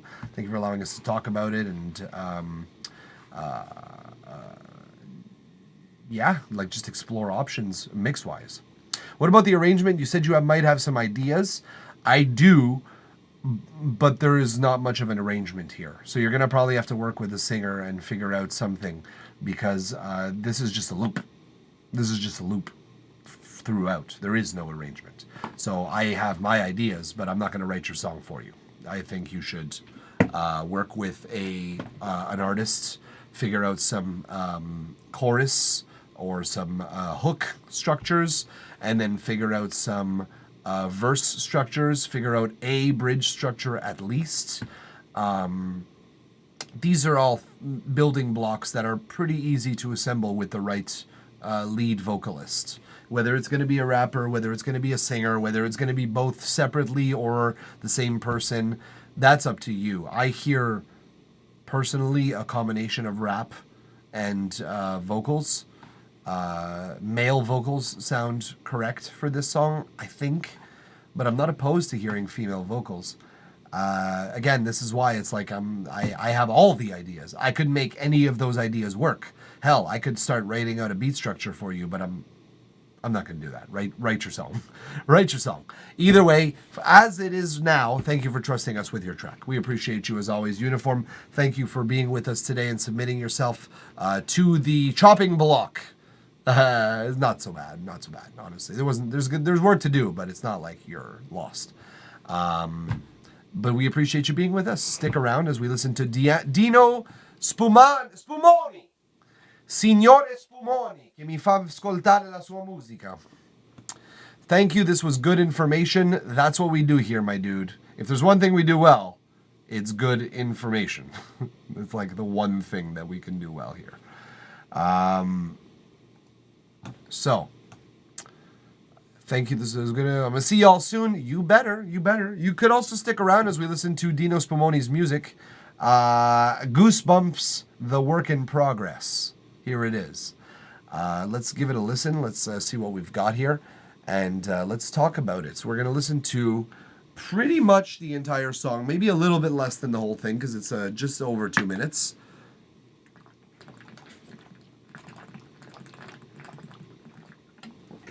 Guys, don't forget to drink water in life, in general. It's important. It's what keeps us alive, after all. So be sure to do that. Let's listen to Goosebumps by Dino Spumoni. Here we go. I get those goosebumps every time you come around, yeah. You ease my mind, you make everything feel fine. Worry about those comments, I'm way too numb, yeah. It's way too dumb, yeah. I get those goosebumps every time I need the Heimlich, throw that to the side, yeah. I get those goosebumps every time, yeah. When you're not around, when you throw that to the side, yeah. I get those goosebumps every time, yeah. 713 through the 281, yeah, I'm riding. Why they on me? I'm flying. Sipping low key, I'm sipping low key and hiding. I get those goosebumps every time.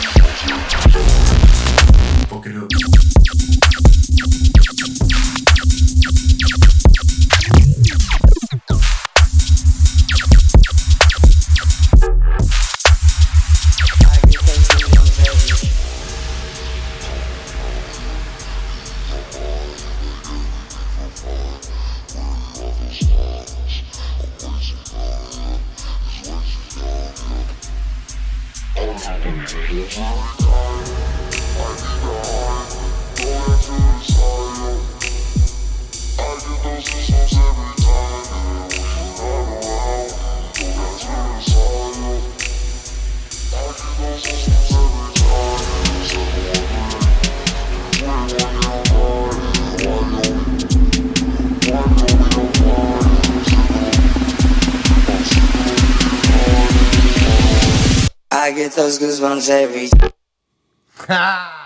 That's exactly 2 minutes. And because Critique Me Daddy, first of all, Dino, oof. Second of all, transparency. Second drop is the same as first, kind of looking for how you would switch it up on the second drop. Okay. I have an idea. And I'm glad you are here, because there is something that needs to be done, because this is a lot. For several reasons. We're going to talk about it now. First of all, your high ends. Ouch. That was my first note. Highs. Ow. I literally wrote that. Like, that's like note number 1 right there. Highs. Ow. Yeah, we need to tame those. We need to bring the brightness on the hi-hats down. We don't need that piercing, shrieking, pain to happen. And that's before the drop, which is mostly painfully shrieking frequencies. I'm not against that. I'm not judging that part. Were the vocals recorded on like an iPhone headset or something like that? I'm just wondering why the frequencies hate themselves. That's the first way that I see it being described. The frequencies of your microphone or of your vocals sound like they hate themselves and they're hiding behind the rest. I wish that we could hear a little bit more clearly the vocals. That's fair. I felt that they were harsh at their harsh limit before. They were too much. I'm assuming you're referring to the highs. Vocals, yeah. Vocals are, they need some work. The texture is not the final texture that I would have gone with as a regular tone. This as a occasional sound in your song throughout your song scattered through, that's okay. But as your like regular voice tone, wouldn't be my choice. Speaking of vocals, there is a delay on your vocals. Full stop. Period. It is always on, and that is my problem here. Choose your moments where you use vocal delay. It's taking away from the effect of your vocal delays. Just having it on at all times is making it super duper spacey at all times. And I think there are moments where you don't want your vocals to be necessarily spacey.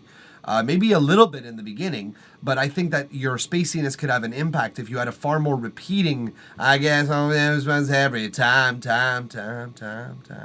Even if it crosses over on the next verse, that's fine, because it's just one word repeating, not all the words repeating all the time. And then you could do repeating the words that they're repeating end phrases, essentially, as a pattern. Then you could fuck with that pattern. You could do a whole verse that is, or not a whole verse, but like one whole line that has all delay on it. But like, my point is, choose your delay selectively. Don't just throw that shit on. There is a reason that they call it reverb and delay throw-ons and throw-offs. That is the thing that I do when I'm mixing music live. That's like my secret musician, specifically for the lead vocals. That's my secret weapon for lead vocals, is I'll sync the delay to the song, and I'll change the delay. I'll go between triplets, I'll go quads, I'll go halves, I'll go eighths, and I'll change the delay's quickness depending on the point in the song and whether I want it to sound big or small. And then I will, even after I've adjusted the delay, throw on and off throughout this song so that I'm making it feel bigger, more dramatic. Not necessarily always more dramatic, but the fact that there is variation, that there is contrast, makes the vocals universally more dramatic. The contrast is dramatic, is what I'm saying. Choose your delay moments. Okay, this is a full mix note, and I'm sure you've noticed this, like the discrepancy between the loudness in this section and the loudness in your drop. Girl, like, let's just meter it right now. Let's just look at the meter. Throw that to the side, I I get those goosebumps every time, yeah. 713 through the 281, yeah.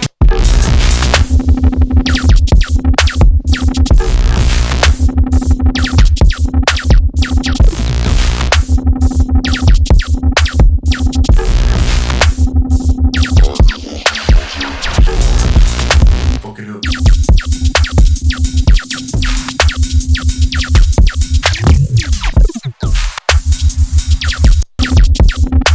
Yeah, the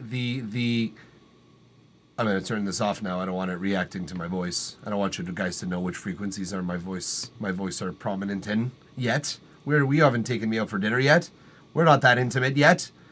Yeah, the dynamic range between the low and the high, balance that out at least a little bit. Yeah, I'm working on a gradual rise in volume. To be honest, it's intentional, but I need to clean it up.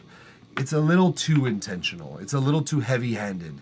We're jumping from like -5 or -10, is it? What was I saying? I get those goosebumps every time. I need the Heimlich, throw that to the side.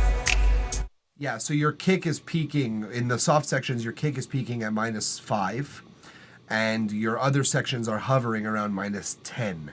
And then we're getting up to flat 0, like -8 or 7 luffs, loud. And it's understandable that you want to be universally, like, have a louder song, but that much contrast is unnecessary. It's jarring and it's not welcome. By the time you master, you're going to basically have to do 2 different masters. You're going to have to apply 2 different effects. Loud and clean is what I like. Well, you can achieve loud and clean, but it doesn't, it's like, that's good, as little distortion as possible. I'm with you on all of that principle. So far, you and I on that agree 100%, loud and clean. I would hover around -9 or -10 luffs personally, just because I'm more of on the moderate side of export, but that's just my preference. But if I could get it to -8 and it be clean, that would be my preference as well, just to be able to. But the difference between having -12, 15 luffs and then coming up to -8, we're almost doubling the loudness, the perceived loudness, and that is simply too much. It's just simply too much contrast. I think that your own master is going to suffer as a result, if I'm being honest with you. I also think your break needs a little bit of love, like interest-wise. You need some story being told here, because I don't love the story that's being it's a bit of an emptiness. It's a bit of a lack of a story. In fact, if I'm being honest, we need something there. And as for the transparent comment that you said, that was your 2 choruses are identical, or your 2 drops are identical. Do you have any ideas? I do, and it'll be my last note. Also, Kian Tafer, -4 luffs, dude.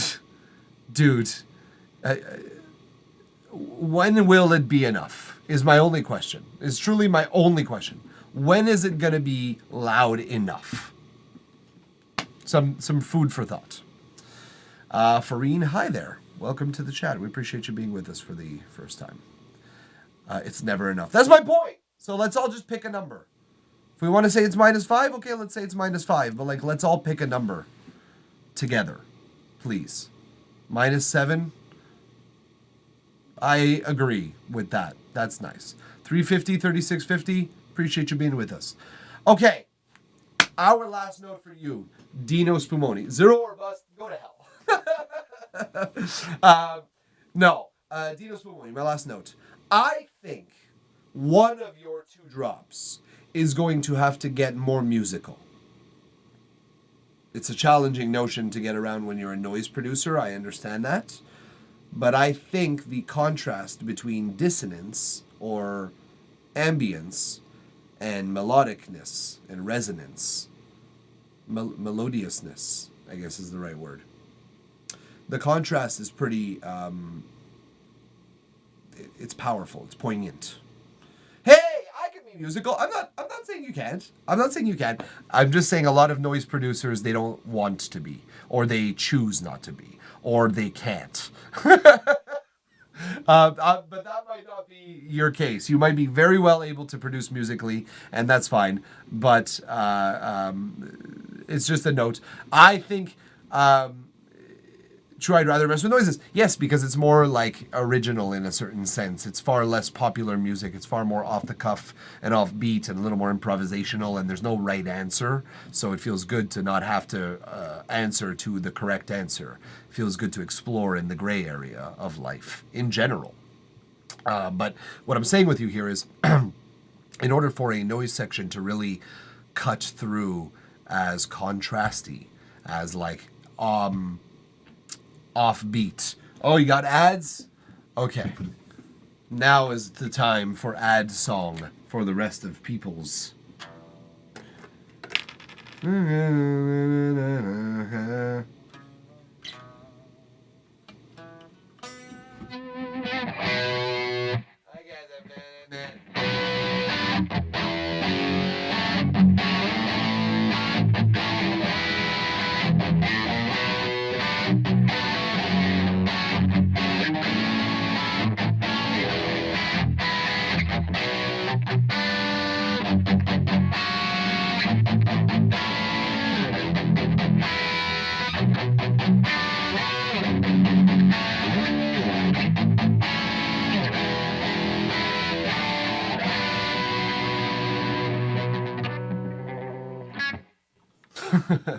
Ad song. Ad song. For those who are getting ads during their review. Because who the fuck, right? But it's funny because Dino, that was actually the idea that I had, like musically speaking, like chord progression. That was like, having a chord progression where you have more of a noise progression in this one, where you could have something that's like.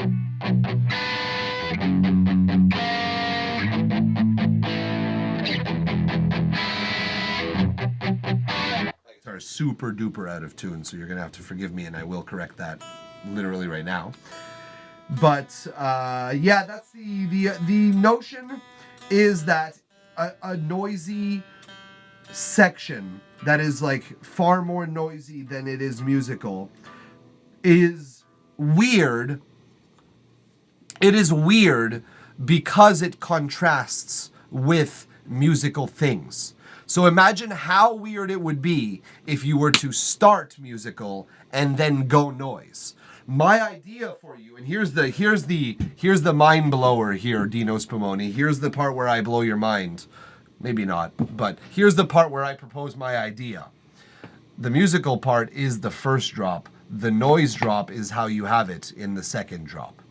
Because you start in a place that is a little more expectable.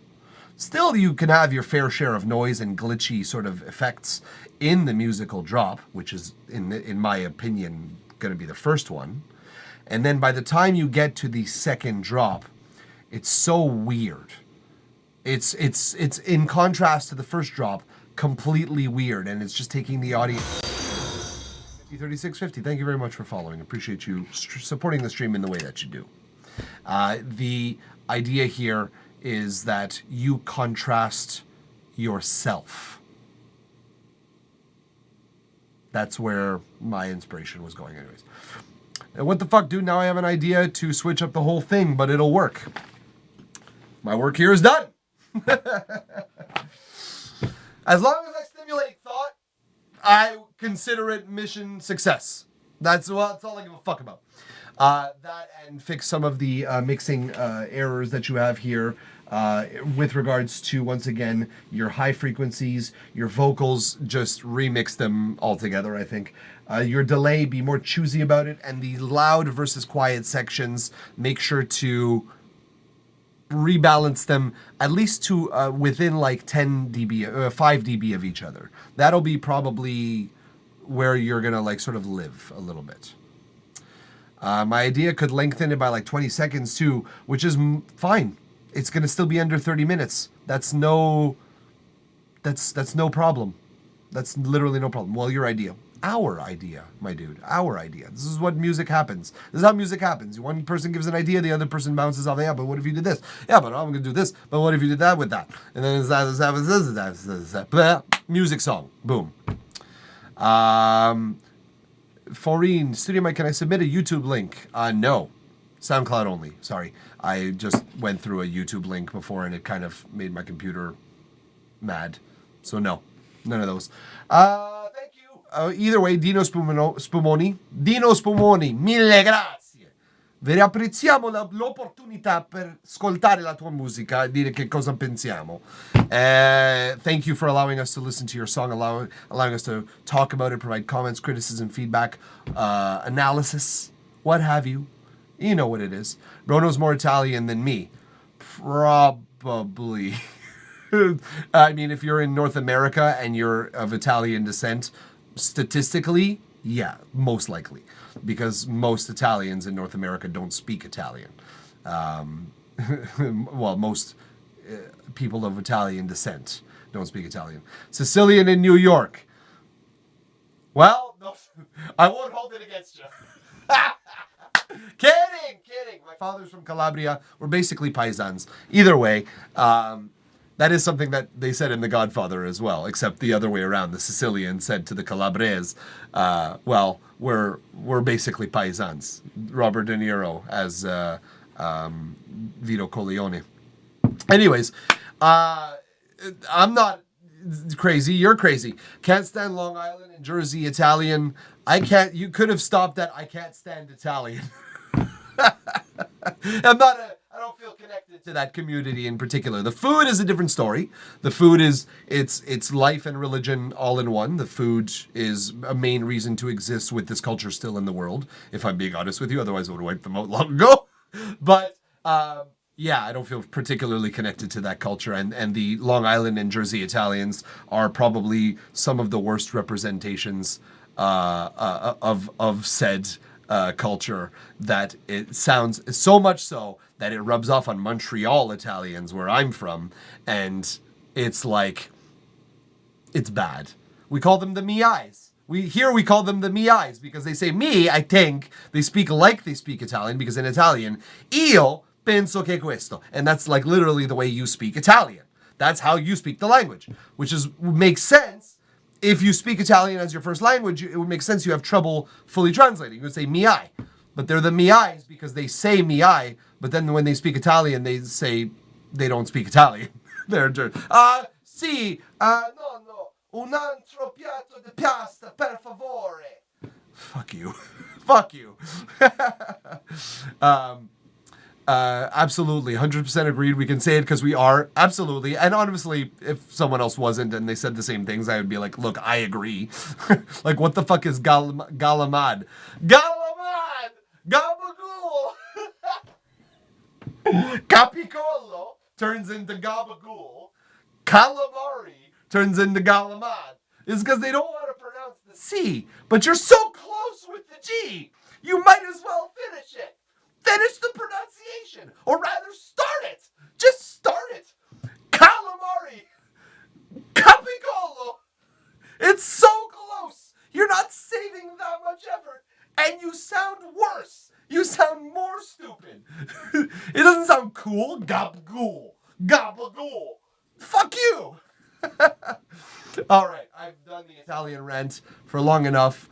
I can't stand when people say that and then tell me that that's how they say it in Italy. I would literally end their everything on the spot. I'd be like, no, wrong. I would Dennis Reynolds them so fast. Wrong. Jesus Christ.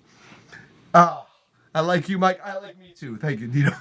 Sometimes. On other days, not so much. But Dino, thank you for trusting us with your track. Stick around. We're going to be listening to a bunch of people's songs. We have a whole lineup here. Kay and Tafer, returning client, if you will. Are you still with us, Kian? I know it's been a while.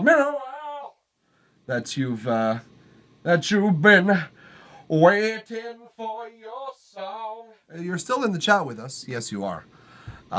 You got the link right there. Look at that. I'll be hanging, lurking in the background at work. I'll try to provide as much entertainment on this Tuesday work day. God, it's pretty late. You're working pretty late if it's New York because it's almost 6 p.m. We're on the same time zone, Montreal and New York. Jeez, you're working pretty late there, Dino. What are you working? Construction? Me and your bro.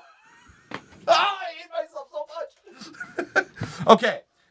Last little plug here. I know that this is very, it's Montreal Italian as fuck, what I'm about to say, but like, I'm going hunting with my dad who works in construction. So like, I have no real right to complain because I am like doing things that Italians whom I do not like do. Own my own business law. We have no working hours. Oh, I'm interested in what your business is, Dino. Please let me know in the chat. Of course, hang out with us and lurk. And if you got to get work done, you got to get work done. Dip out for a little bit. But please stay active in the chat if you wish.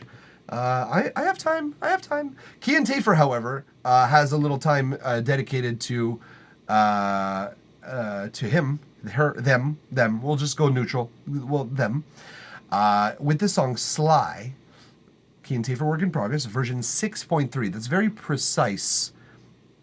That's a very precise version, Kian Tafer. This is like D&D magic item precise. As in, like, you've worked this item 6 times, and it's the 3rd version of that 6th draft. Whew, that's a lot of work behind this. Either way, let's listen to this. Let's listen to 2 minutes of this. Sly by Kian Tafer. I heard that you settled down, that you found a girl and you're married now. I heard that your dreams came true. Guess she gave you things I didn't give to you. Old friend, why are you so shy? Ain't like you to hold back or hide from the light. I hate to turn up out of the blue uninvited, but I couldn't stay away. I couldn't fight it. I had hoped you'd see my face and that you'd be reminded that for me it isn't over. Never mind, I'll find someone like you. I wish nothing but the best of you too.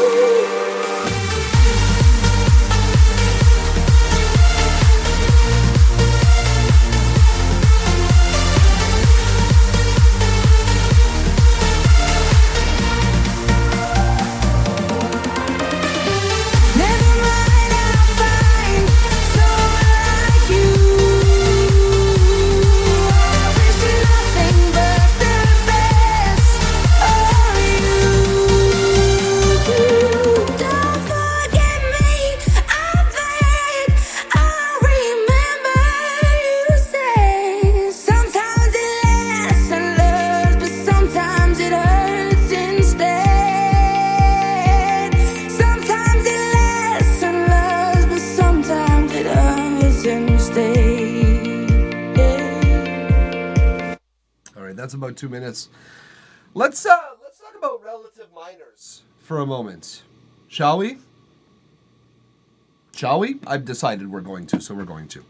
So, Someone Like You by Adele. I'm definitely going to get copyright flagged for the melody on this because now YouTube has taken to flagging not just the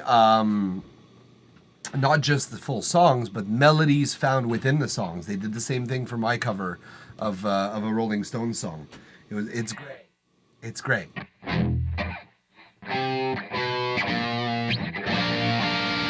Okay, so let's just hear this vocals again.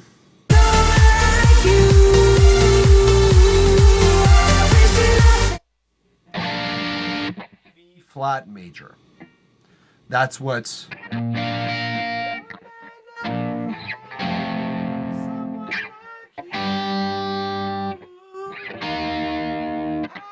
wish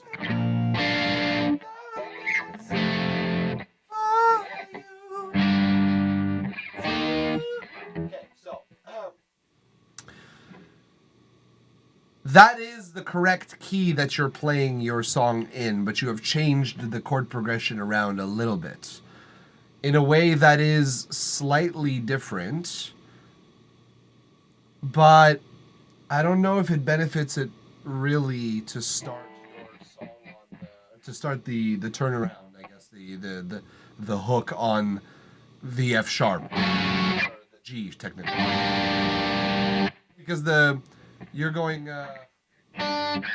Let me just use my mic here for a second so I can get a hold of this. 2, 2.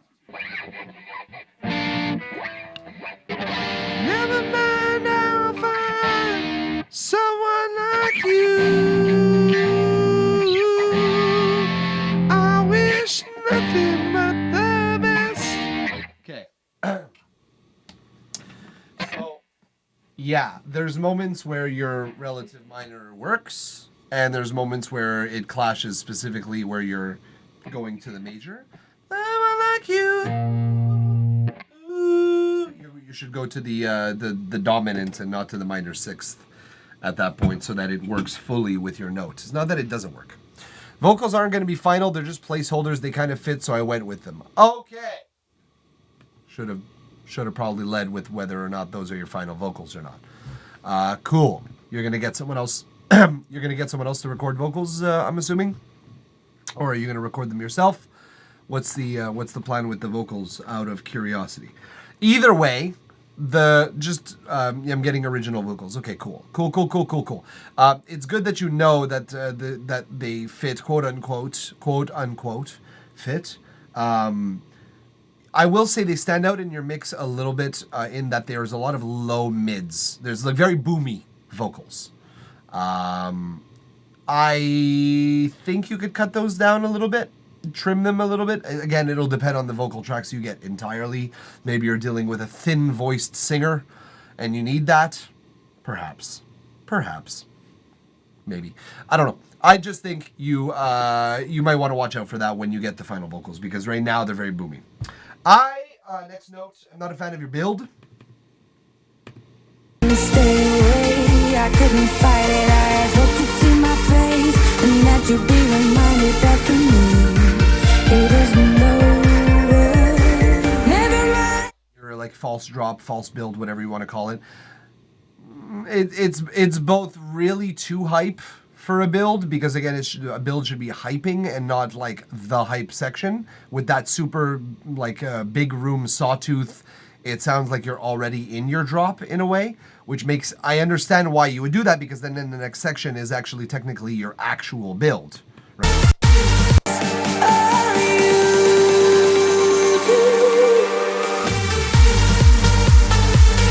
But that's the thing, you're giving us too much of the final that you've got going here. So I would probably take that synth, drop it down an octave, and replace it with something like a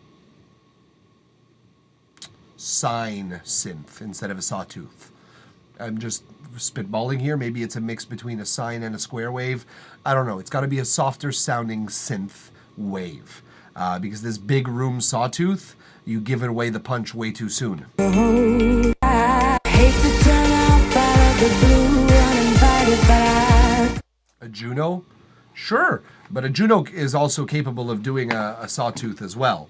The lead, yes, the lead, your lead, this part here, that's the sawtooth synth that is playing the lead track, the super epic compressed big room sawtooth wave that is playing that. My vocal capacity is shot, but yeah, that. Don't give away your punch so soon. Your first build here sounds like it's going to be the build to the drop. Yeah, I'm probably going to replace it with a guitar. Well, let's see how that sounds. I would octave it down as well, one. So I'm going to play it an octave lower. back or hide from the light. I hate to turn up out of the blue uninvited, but I couldn't stay away. I couldn't fight it. I hoped you'd see my face.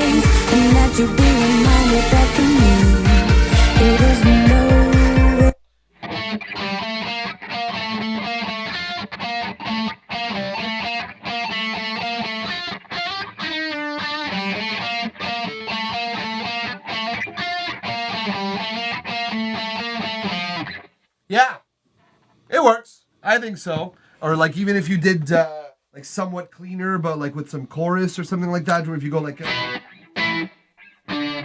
a minute.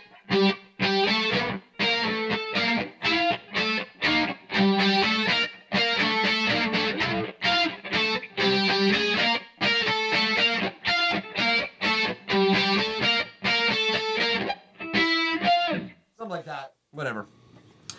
30-second ad, eh? 30-second ad, eh? Ad song. Wrong key.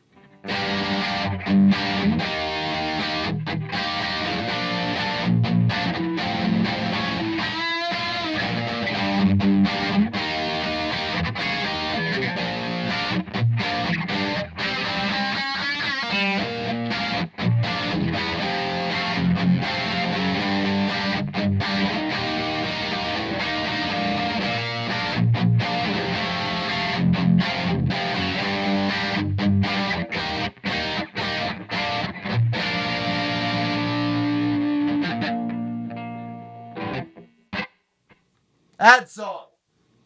Ads have been really well timed for everyone.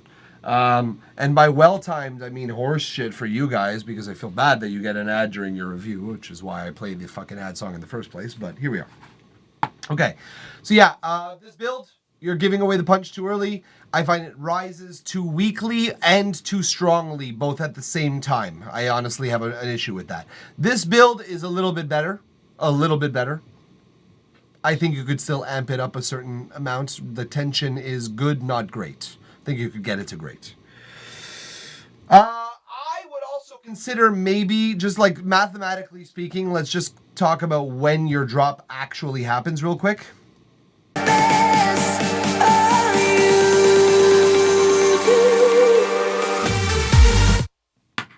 A minute and 15, generously speaking. A minute and 15 in, and your first drop hasn't happened yet. Usually your first drop is already over by this time. So you're giving your crowd, you're giving your audience a whole lot of credit to stay on board with you. And I think there personally is a whole lot of setup for not much drop. Because again, it comes back down and it comes back into a bridge or a break section relatively quickly after the drop actually happens in the first place. So we're getting a whole lot of build and not a whole lot of drop. This is sometimes a good move, but not like this. Not this much. So I would take away some of the build, honestly. I would find a way to condense this and make it half as long, if that. I think you could tell this story pretty quickly. But yeah, again, it'll depend on the vocals and what they're doing. I think even with revised vocals that are custom fit for this song, it's still a long time to have an intro. And to not drop after a minute and a quarter is it's a long time for your audience to wait for the most interesting part of your song. That's all my point is. First 30 seconds I can turn into 4. That's good. That'll help knock off the majority of it right there. That's excellent. Just, yeah, because of this vocals, I went with it, but I will shorten it. Thank God. Thank God. It's a lot. It's a lot. And it's unfortunate because I would have liked to hear the rest of your song. I would have probably been willing to push it to 2.5 minutes. If your song was like 3 minutes, 3.5 minutes, we probably would have gotten through the majority of your song. But we weren't able to get through even half of it. Or technically just half. But anyways, it's good. It's on the way. You know what I mean? It's like on the way. It's got all the textures in all the right places. Your mix, apart from a couple of details here and there, not a bad mix. Not a bad at all. Not a bad mix at all. But yeah, that's pretty much all I have to say about your track, I think. Yeah, only been working on it for like 2 hours, so still a long way to go. Well, you got yourself a hell of a template, my friend, because that's some juicy sound for 2 hours. It's It sounds pretty full, and I know this because I got my own templates, and I know the sneaky tricks of the production trade. Don't get me wrong. I'm just saying, chapeau, as they say in France. Either way, Sion V2 ad. Thank you so much for the follow. Appreciate you supporting the stream in the way that you do. Now, apart from that, Kian, I don't believe that there's anything else I have to say. Thank you for allowing us to listen to the track online together, talk about it, provide comments, criticism, feedback, analysis, what have you. We appreciate the opportunity to listen to a little bit of Big Room House. It's just a nice, like a bit of a change from the more profound and dark stuff that we usually get, or the sad acoustic we've been getting today. I'm not saying anything negative to those styles. It's just sometimes we need something of a palate cleanser, something of a good old cup of coffee to get us sort of just energized and back into something. But thank you either way, Kian Tafer, for trusting us with your track. Sion V2 ad. Where do I send my song? Here are the instructions. Actually, matter of fact, Kian Taylor's way too quick on it. He got to it before I did. Although it didn't work. That's super weird. Why didn't it work? That's weird. It didn't work. I don't know why, but either way, that's how you do it. Neptune, where you at? I think he's not with us anymore.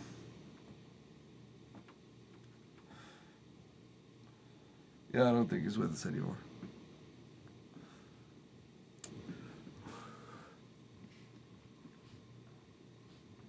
Probably because it was a reply. That's something good to know, Kian, because I didn't know that's what prevented users from using the command function.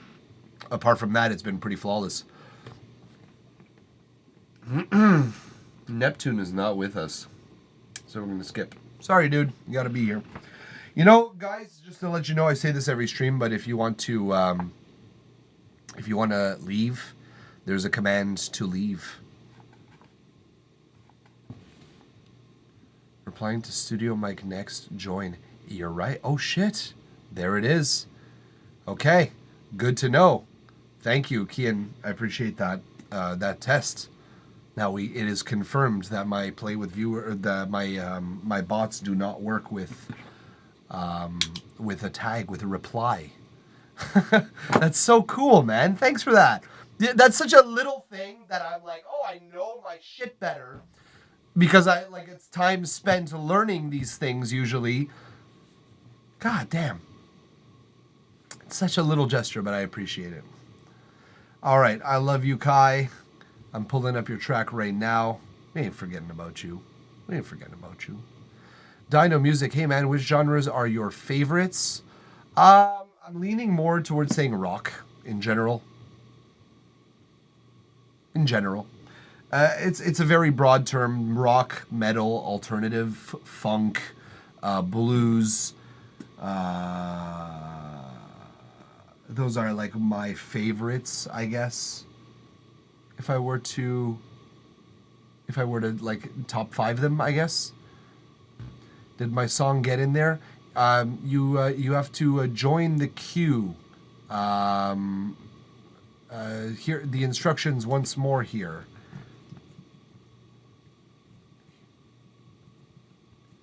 There you go. There's the instructions once more. All right. I love you, Kai. Sinner. All of us, in theory. That's what the elders say, is that we are all sinners. So why do we even try? Anyways, here we go. An R&B and soul song, already released. Is the feedback going to do it any good? Either way, here we go. Sinner by I Love You, Kai. I don't know if that's how you pronounce it, but it is now. Let's listen to 2 minutes of this and tell you what we think.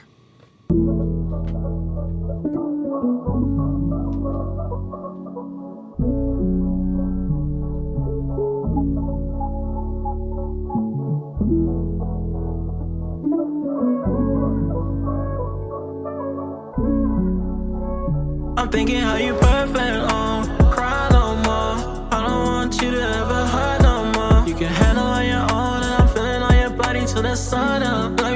sundown. Maybe I'm a sinner. I don't wanna talk too much at dinner. We're tangled in these sheets, and I don't wanna lose this heat. Maybe go ahead and hold me while I'm sober. Just don't let the morning tear us apart now. Not too many times I get to see you often. Smile on my face just when I see you calling. We can call it perfect timing. I'm not really psychic, I just know these mind games. One too many times you tried to hide your smile, and there's no use in pretending, baby. We can keep it real this way. We can keep it real this way. You're turning all the chaos into something worth the chase. Caught up in your rhythm, got me gripping on your waist. Your touch is undeniable. This one dance got me feeling so entitled. Do you think about your past when nobody give a damn where your heart is? And that's a tough pill to swallow. Girl, you're a blessing. Way that you're moving your body impressive. Trying to let go, but you know I'm possessive. Moving up on me, you're sending a message. Praying to God and it's more than a lesson. Holding you close like there's no second guessing. And there's no second guessing. I'm thinking how you perfect, oh. Cry no more. I don't want you to ever hurt no more. You can handle on your own, and I'm feeling on your body till the sun up. Love you till the sun down. Maybe I'm a sinner. I don't wanna talk too much at dinner. We're tangled in these sheets, and I don't wanna lose this heat. Maybe go ahead and hold me while I'm sober. Just don't let the morning tear us apart now. All right, that's more than 2 minutes, but we get the idea. The rest is probably just a tale. Okay, first question that I have for you here. I love you, Kai. I love you, Kai. What did you do in this song? What is your role in this? What is your part? What is your job description, your list of tasks, your to-do, everything? So you produced it and you did vocals. Okay. That's pretty good. Production, mix, master, vocals. That's pretty good. Okay, so I will say this. I am much more of a fan of your of the production side of things than the vocal side of things. I'll just start by saying that. The production side is actually pretty punchy, pretty juicy, but still pretty lo-fi-y frequency-wise. It's leaving a lot of space for the lead. The lead is not having to fight very hard for the attention. All very good things that I'm saying. Vocally. So I'm not convinced that this is your final performance, first of all. Let me start there. It doesn't sound like the confidence. It sounds like, given the sound of your voice, that you can apply a little more confidence and a little more immersion into what the words you are saying are. I feel like you could provide us with a little bit more emotional depth in the delivery, really. The pitch correction is kind of stifling a little bit of that, so you might consider backing off of its speed a little bit, maybe letting your voice get compressed a little bit slower, or getting your pitch get compressed a little bit slower might accentuate a little more drama in your vocals, so that's maybe a way of going about that. But I'm not convinced that this is your final performance. For some reason, it just sounds like it's lacking some belief in its own words. That's really what I'll say. Not only that, I've said this already today. One should be strategic with the way they use delay. You have turned your delay up and have just let it run free. This is a mistake. This is a mistake. This is something that you do when you don't know what to do with vocals, because you just want it to be a part of the sound. I would far more recommend you apply reverb as a sound to your vocal than have delay so prominent. Delay has a lot more impact on vocals, and when you apply too much of it, it actually makes the vocals less impactful altogether. Like altogether, it brings down the dynamics of your vocals. So that might also be playing in that effect where you don't sound convinced. It's your vocals in general are always undermined by their own effects. Some delay that I usually will leave on a vocal. I never really leave a delay on universally on a vocal, but if there was one that I would deem as like part of the structure, part of the fiber, it would be more of a slapback delay. Something that sounds a little more like this. 1, 2. Actually, that's even too fast. Too slow. Let me fix that real quick.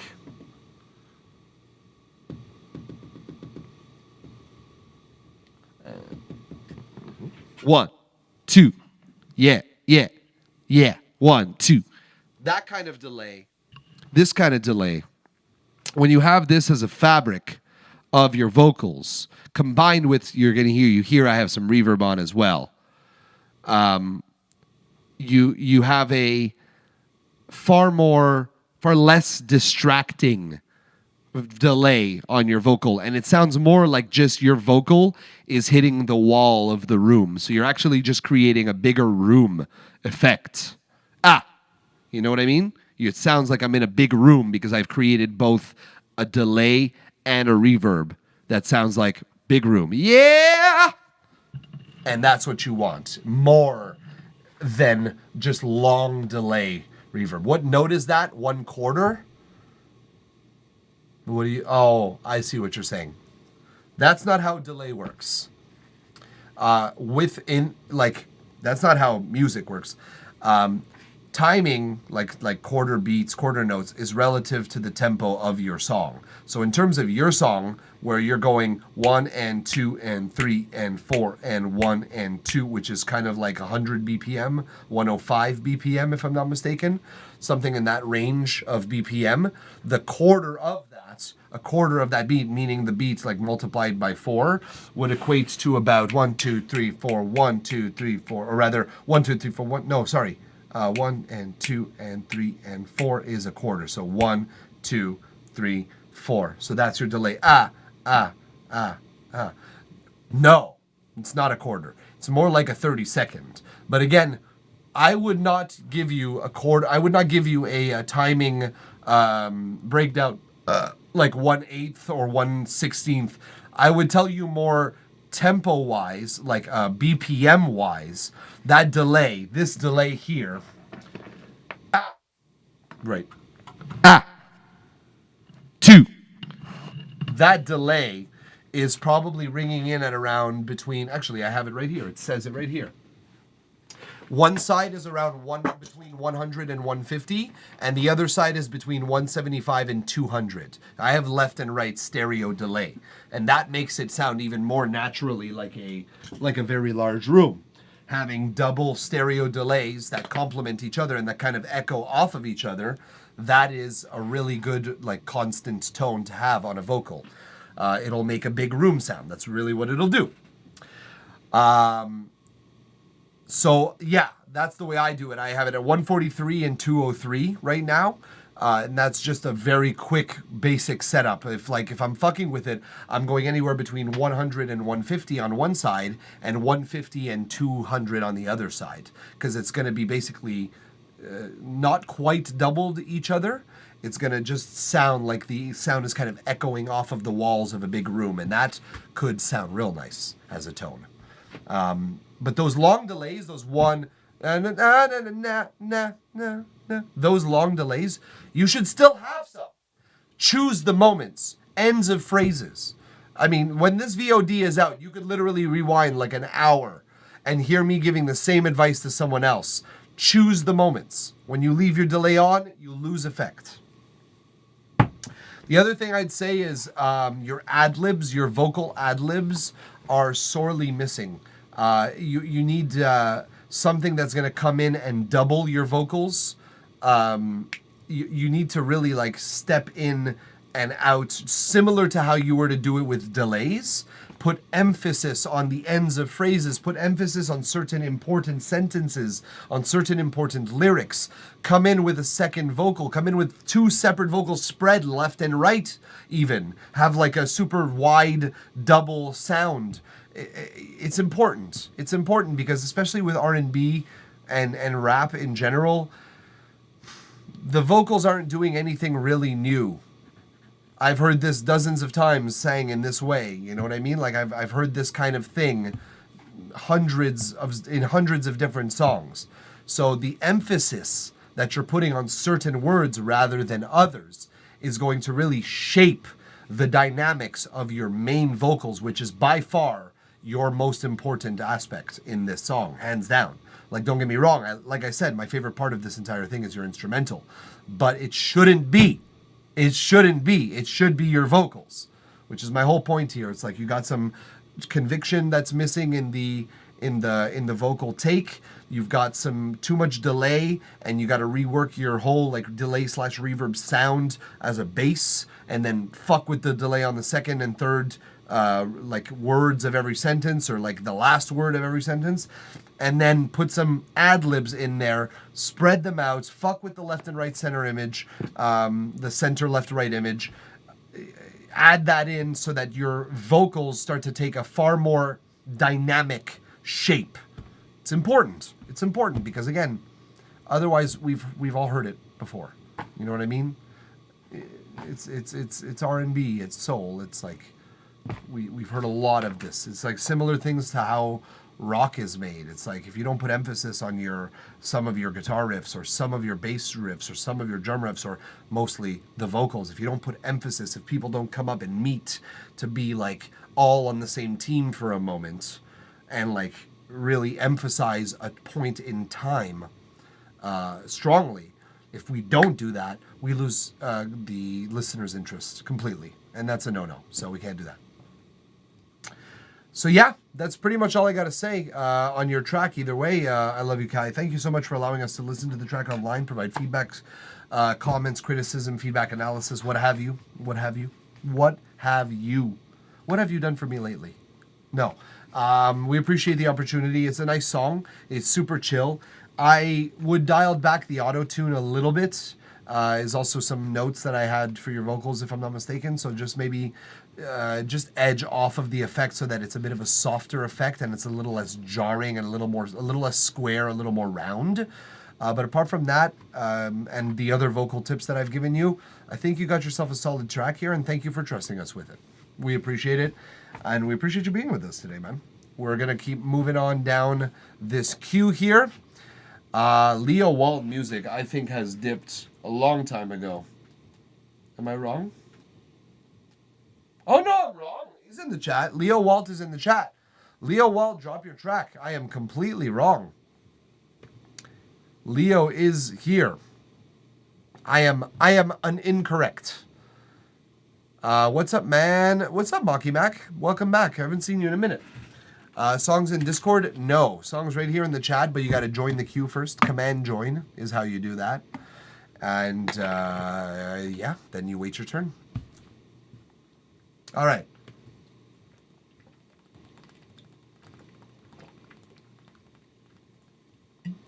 You gotta drink your water, folks. Make sure to drink your water. No one's gonna drink it for you. I don't even know how that would work. Like a teleportation scroll or something like that just funnels water into your stomach constantly so that you never have to drink it. But then how do you, I guess you salivate to hydrate your mouth, but I don't know. A funnel? Something. Been a while. Sorry about that. Nothing to be sorry about, Maki Mac. Nothing to be sorry about whatsoever. I've been good, man. I've been doing this. I've been working a lot. Been doing a lot of corporate contracts. I've been doing some music contracts. Less these days. Been doing this mostly with music. And then D&D, as always. That's dominating like half of my life. All right. We have Leo Walt Music here. Miss Me Like... ... Not the 3 dots. Miss Me Like ... The mix 1.2. So it's a mix in progress. Because 1.2 doesn't sound like 21.8 to me. So it sounds like you got 27.6 more mixes to go. I hope not. I hope it's done in 3 more mixes, honestly. Not even. I hope it's done in the next mix, honestly, for you. I know for a fact it's not going to be done in this one. That's not true. Who knows? It might be ready to go. We don't know. Let's listen to it together, shall we? Miss Me Like... Leo Walt. And I saw you look the other way. do what I say. I hear my name, but I taste no one else on your lips. I can't just make you miss me like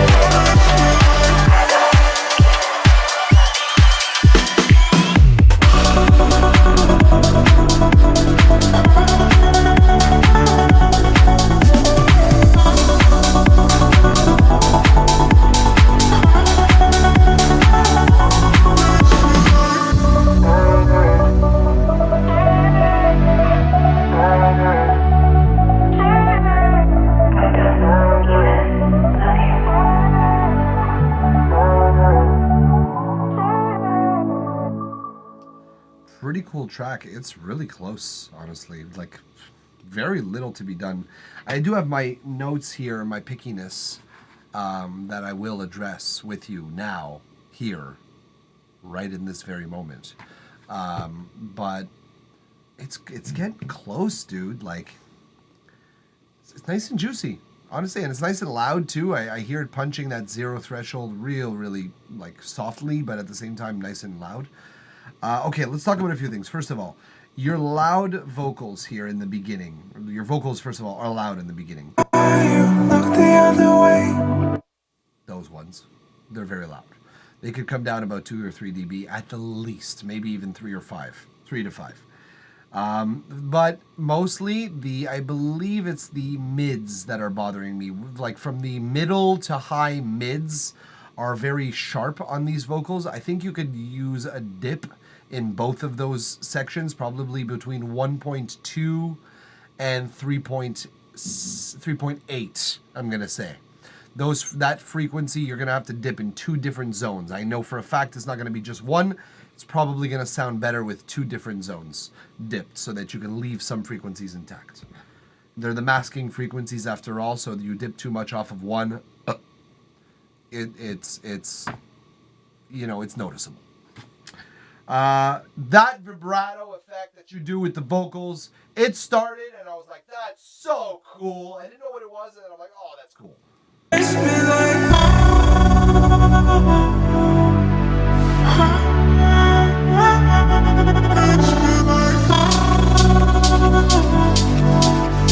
And then you repeated it, and it was like less cool. I don't know, because the shape basically starts with, like, if we're looking at if the 100% being the speed is at its fastest of this vibrato, or technically it's a tremolo. If 100% is the widest and 0% there is no tremolo, you basically do 1, 2, and then you do again 1, 2. I wonder, and I challenge you, what would it sound like if you just did one straight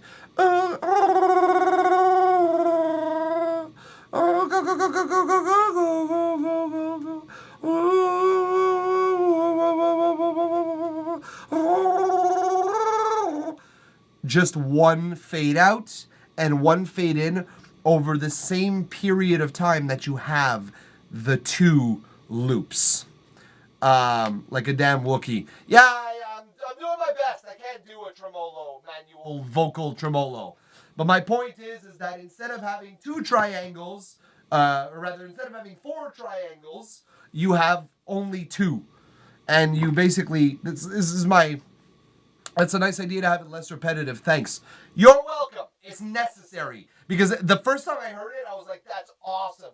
Then it built back up and I thought, okay, he better not do it again because then it's going to get super weird and cheesy. It's a unique gimmick. It's not a repeatable gimmick.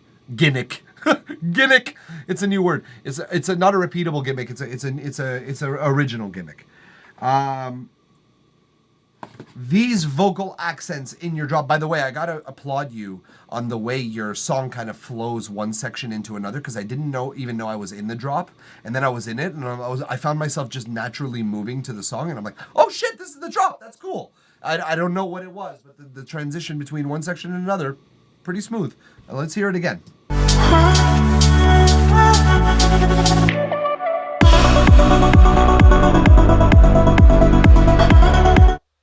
It's cool, man. Like it kind of just like bow. Like I'm in. Like I don't need more. I might put a bit of a riser in this section just to further indicate that what we are hearing next is stereotypically the drop. But that's all. That's all I would do. Like just a tiny little, like a suggestive.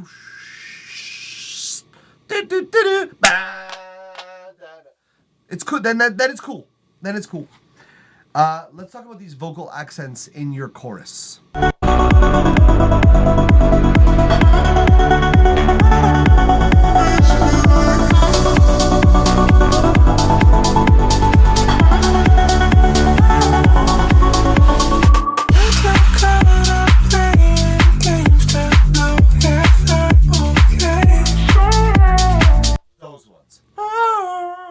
That vocal accent, I was waiting the entire time. I guess it wasn't in your chorus, it's in your like post drop or your verse 2, I guess.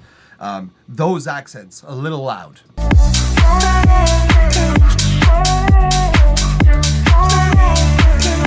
They're as loud as your main vocals, so we need to choose, because right now we're getting a palette of lead from left, center, and right.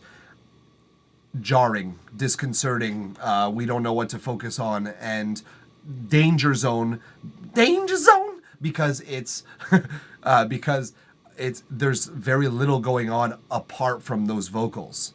So like when we start looking for things to focus on and we find nothing else but the disconcerting thing subconsciously, we go like, there's nothing else that's comforting me right now. It's a very subtle effect, but we have to be noticeable of it. We have to notice it happening, because it's true that like when you have a supporting vocal that becomes sort of, that steps into the spotlight, it's a tool, right? You could disconcert people and then bring them back to comfort, but then you're not doing that. Your lead vocals are coming in the left and the right, hard left and a hard right, and that for people is like a lot to take in one fell swoop.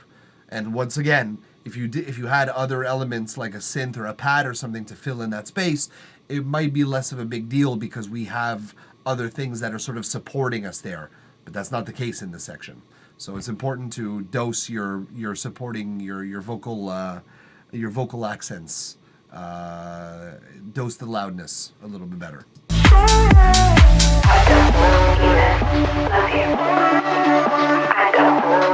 Same comment here, except it's appearing in the left and right. I would make those subconscious elements, maybe even spread them a little bit farther left and right. That would be my thing. Let's hear. Let's hear the build. I think it was the next part.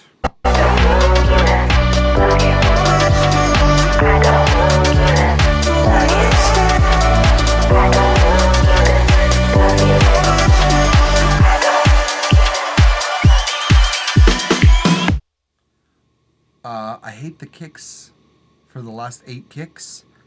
I hate them. I think you would do much better to just cut to pure silence for like 8 beats. I think for 2 bars, having not pure silence, that's ridiculous. Having the other things that you have in there, except for the kicks.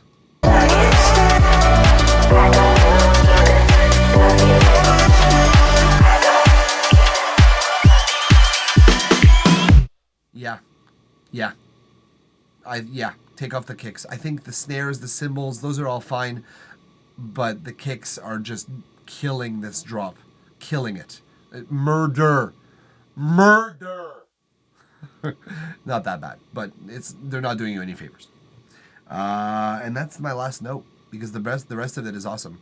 Only the last 8, the ones before are fine. Yeah, I think so. Like, I'll tell you which one starts bothering me.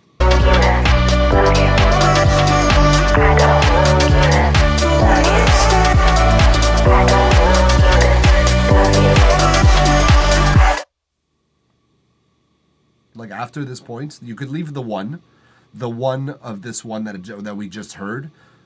Fine. It's like a finality to the bar if you wanted to. But then cut out those, like, the 7 last kicks, I guess, technically. I'll 8 too. Try it out. See what works, because I don't know necessarily that one is better than the other. It's going to be, I think, a question of preference, but those 7 or 8 are you doing you no favors. And if I'm being honest with you, Leo Walt, which you can always count on me to be honest with you, I would take out the drums entirely, myself, personally. Just because hovering space, or maybe even if you wanted to, you could like high pass your drums higher and higher. You cut out your kick as of the 1 or as of the 8 of the previous bar, whichever works. We've talked about this already. That point, but then the rest of your drums, meaning the hi-hats and the percussion and the snare, you could like high pass over time, so it's like Dino Music, thank you for following. We appreciate you supporting the stream in the way you do. So yeah, you just be high passing over time the rest of the drums so that they do end up fading into the background, maybe even dialing up some delay over time so that we hear more of the delay and the roomy reverb of it, and then you just cut to the like that's for me elevation of tension, in my opinion.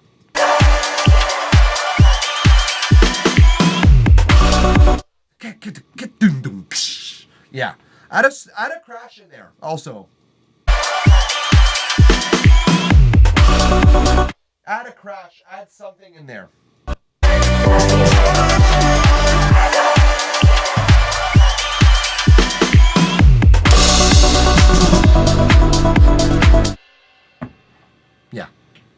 Yeah, I just threw a generic actual sound of sample sound of a crash or something like that, but it's exaggerated, it's too loud, and obviously adjust your levels so that it's palatable and not that. But yeah, a nice crash in there will give a splash to that section, especially because you have a false drop. You kind of delay it until the 2, which is a great move. I love that. And with that little drum roll, sounds like some toms, some really 70s toms kind of feel. All great moves. But yes, in order for you to accomplish the more tension, in order for you to accomplish that splash, we do indeed need more tension for it to accentuate that last boom. Like, by the time we get to that, we're like craving. We're like,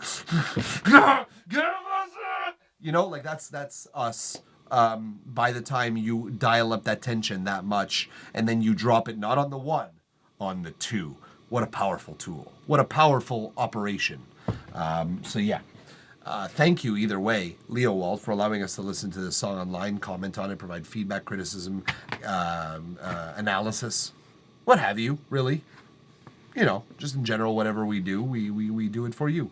Everything we do it for you, Leo Walt Music.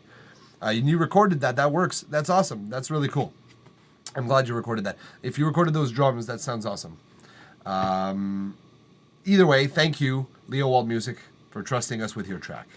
We're going to be moving on down the line. Stick around, though, Leo, because we are going to be listening to other people's songs, if they are still here, of course. Next up is Foreen, and I appreciate you, Leo Walt Music. Stick around, of course, because if you do hear something in another song that applies to your track, and a trick might attract your attention of another track, please, give some love to the other viewers. What does the queue look like right now? This is what the queue looks like right now. Mocky Mac. You are technically last up, but there are technically not that many people, and I think Foreen is not among them. We are going to be skipping Foreen, which brings us, of course, to Dino Music, our latest follower, if I may say so. Hello, and thank you once more. But that does bring it to you, my dude, who giveth me the link. I swear I don't force these. Caught most of that ad. Well, shit. Q. No. Q.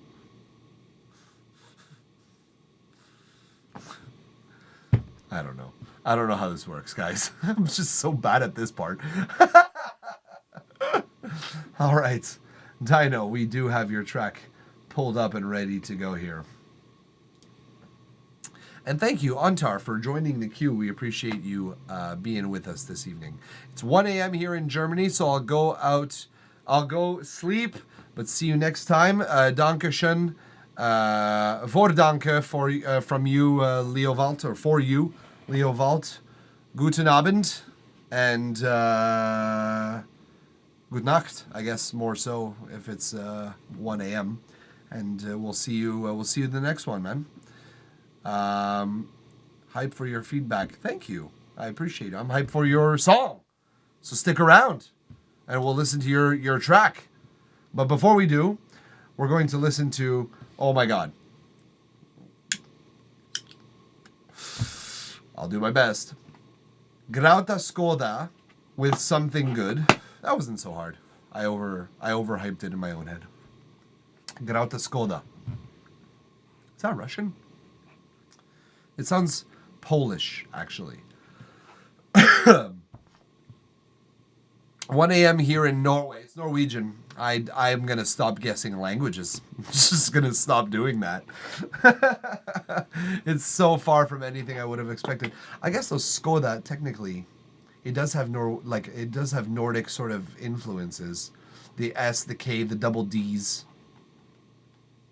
Nordic countries got a lot of double Ds. Not the women. Skoda means mist. Cool. That's a cool name for a song. Like mist in the title is pretty cool. Okay, let's listen to Grauta Skoda with Something Good by Dino. Let's go.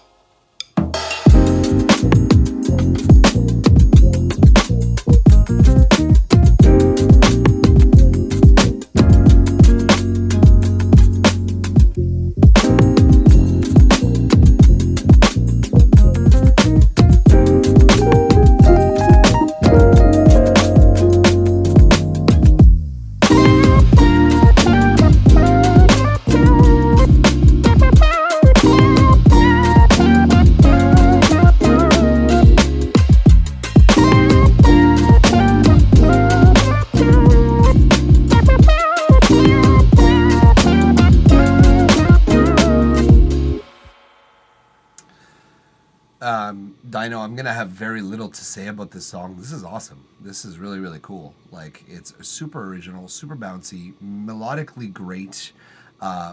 chord progression, super interesting and jazzy and like sort of fusiony. It has that half, like I want to say Anderson .Paak feel, and it's like really giving me some great vibes in general. I find there's one part that's missing a little bit of a lead element, but this is pretty much the only note that I have. I might like re-listen to this over just to make sure that I didn't miss anything, because I was just enjoying myself most of the time. But let's just go back to this section right here. I think...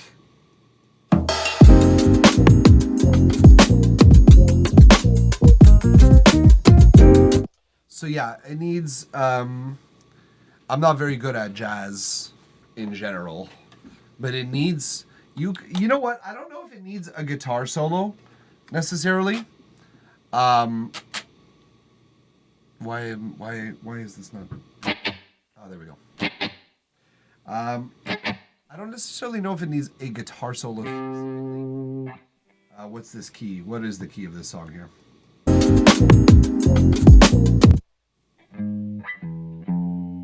So, like, leaning on the F sharp. But not really on the F sharp. You're really talking about both F sharp. You're talking about the C, you're talking about C.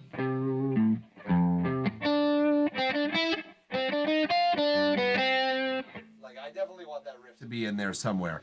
It's an F chord. Yeah, it is, but it's like it's not necessarily relying on the F chord that much. Yeah, you need the lick. You need the lick in there.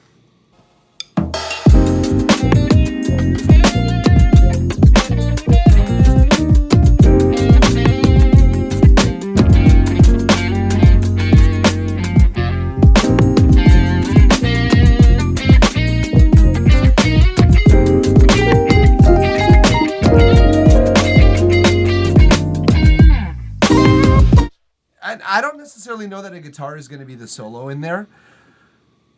The other idea that I had, and it was just sort of an instinct because I've been listening to like Medeski, Martin and Wood and Herbie Hancock, is having something like a tiny sort of Wurlitzer solo.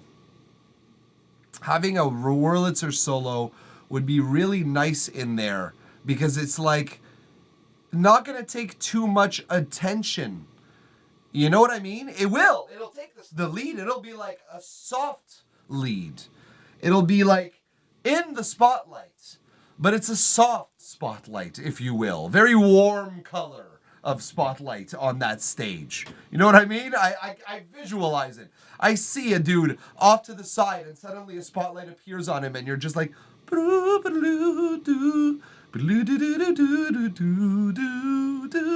Like, it's great. It's great. I wanna see that happen in this song. And like honestly, the rest is so good. I'm gonna listen to it again. It's one of those. I said from the top.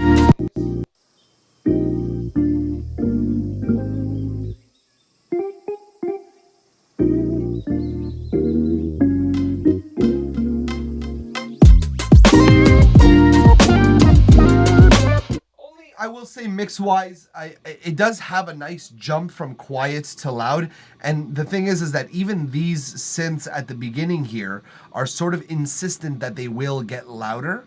So just be careful, I guess, because this level doesn't necessarily match the other level that much. Let's like just examining the meters.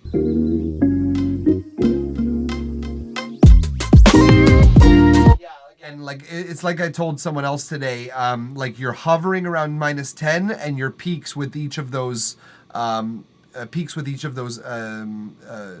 notes, not synth but organ notes. Each of those peaks are at -5, and then you go to big 0. So like, I don't know if it's a transitionary thing. I don't know if we just need to turn the elements in this section up louder so that we feel sort of a unifying theme. I'm not sure. You might have to experiment a little bit with that. Let's just keep listening to make sure we didn't miss anything.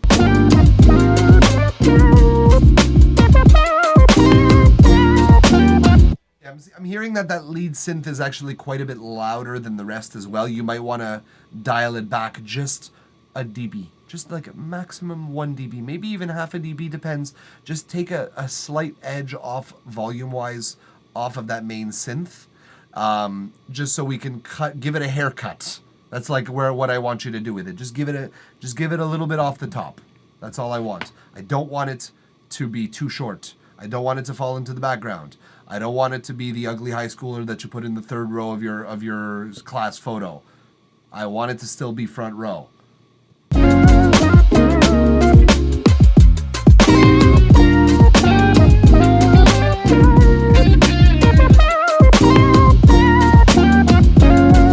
Whatever you're going to do with your lead in this section, you should start indicating that it's going to appear here in the way that I just sort of did a little bit.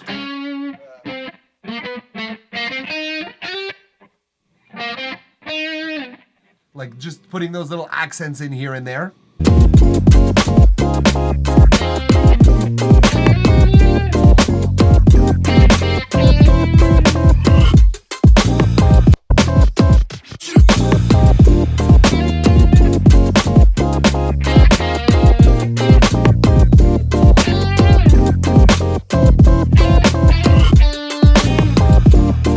Whatever, I'm being jazzy. It's not about the right notes you play, it's about the wrong notes you do. And then you let them interpret.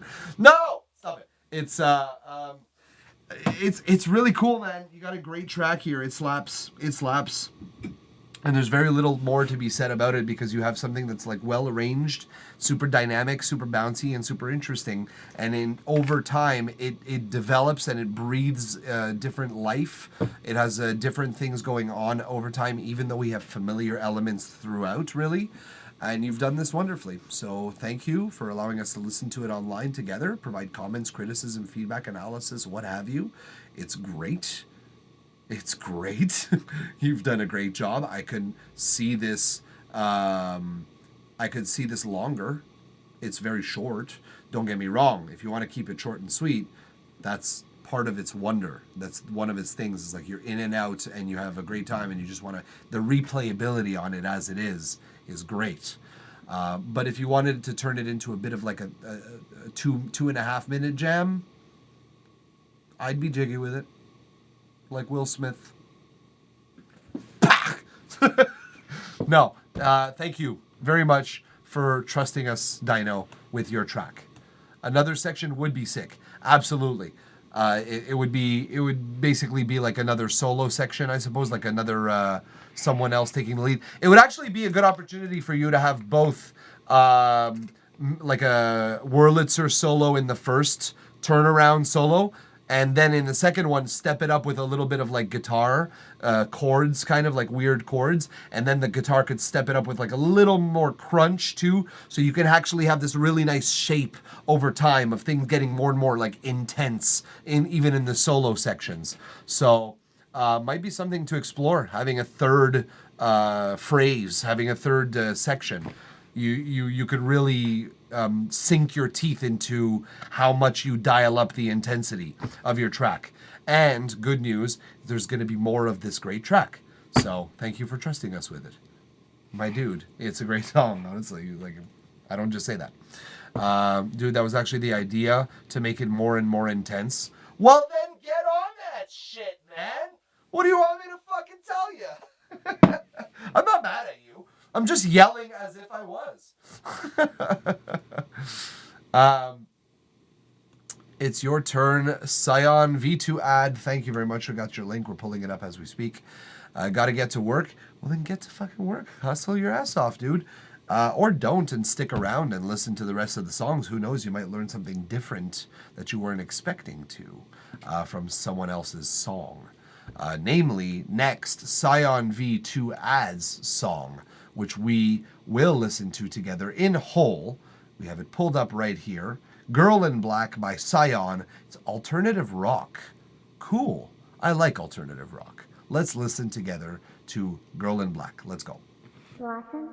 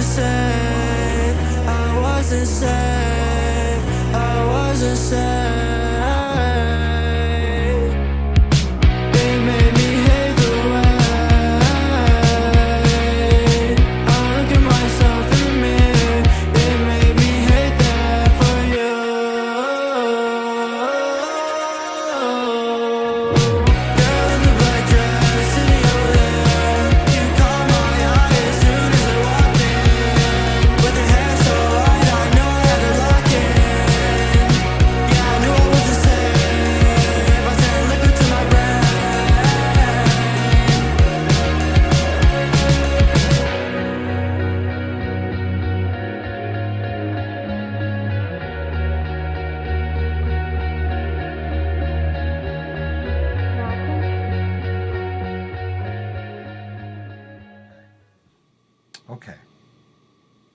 Give me a second, guys. Something sounds like it just fell in my room, and I'm going to make sure everything's okay. You all right? Okay, it sounded like something fell. Okay. Never mind. Okay. So, everyone's all right. No one's dead. That's a good thing. Now, I have a question here, Sion. What did you do in this song? What was your role? I'm curious to know where to direct my attention to. I think I know where I'm going to direct my attention to. Seems to be a recurring theme today, where I'm going to direct my attention to. But yeah, Sion, what was your duty in this song? What did you have control over? What did you do? What were your responsibilities? What was your task list? What role? What hat did you wear? What pants of the family were you putting on? Nope, that one doesn't work. But, Sion, hit me up, my dude, in the chat and tell me. What did you do? Everything. So you recorded the drums, you recorded the guitars, you recorded the bass, the synths, you recorded all of those, you played all of those, then you sang on it, then you mixed it, then you mastered it. You did all of those things? Okay. Okay, cool. Good. So, it sounds like the instrumental and the vocals are not playing the same song. That's what I'll say. Similar to what I said about one of y'all's submissions, I think the best part of this song is the instrumental. And it shouldn't be, because it's a vocal-centric song. So I think that there's a lot of work to be done on the vocals in the following ways. First of all, the vocals up front, as soon as the song starts.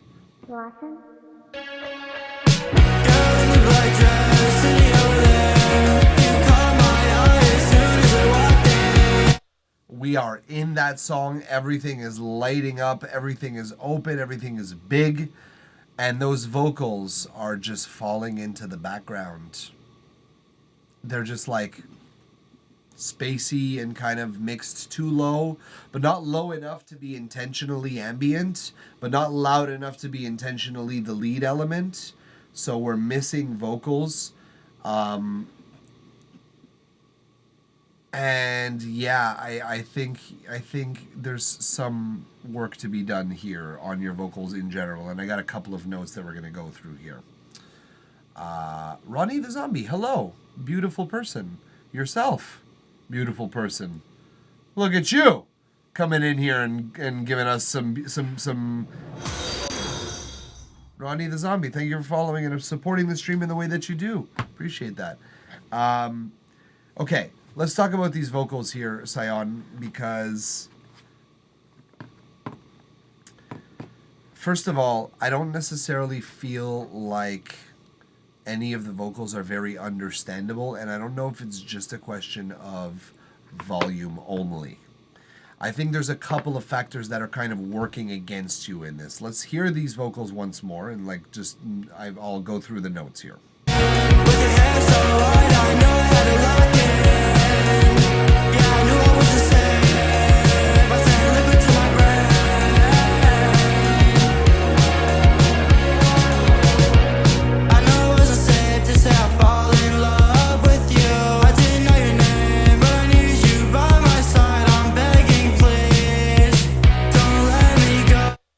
So,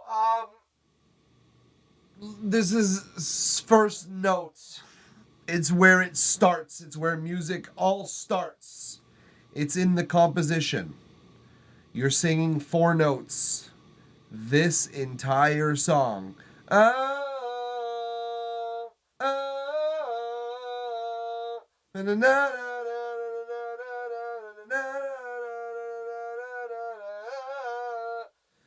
And those 3 notes are the only notes we get from your entire vocal range throughout. So, mistake number 1 with the vocals. You have not varied your pitch nearly enough. You've repeated basically the same riff throughout this song. So compositionally, that's working against you. None of these sections are standing out to me. There's nothing that's recognizable about one section or another except the words, which leads me to problem number 2, recording and performance. Recording and performance is step 2 usually in the production process. You usually game it out, or arrangement technically, but usually that follows some form of recording and performance, because you have to basically set, or like performance, let's say performance in general. The performance of your vocals is there's an expression in French that is tu mâches tes mots, which literally translates to you are chewing your words, as in you're kind of, it's like the very emo vocal effect where we don't understand what the fuck you're saying because you're not enunciating. You're just you're doing the lower jaw thing where you're saying like this and you don't pronounce any consonants and we don't understand a fucking word. That's a problem, because not only now is your pitch repetitive, but all of your words, all of your syllables sound the same. Performance. That's an issue. Third issue with your vocals. Recording. I don't necessarily know that you recorded it poorly, but you've not recorded it in a sufficient manner, such as doubles, such as harmonies, such as ad-libs. It's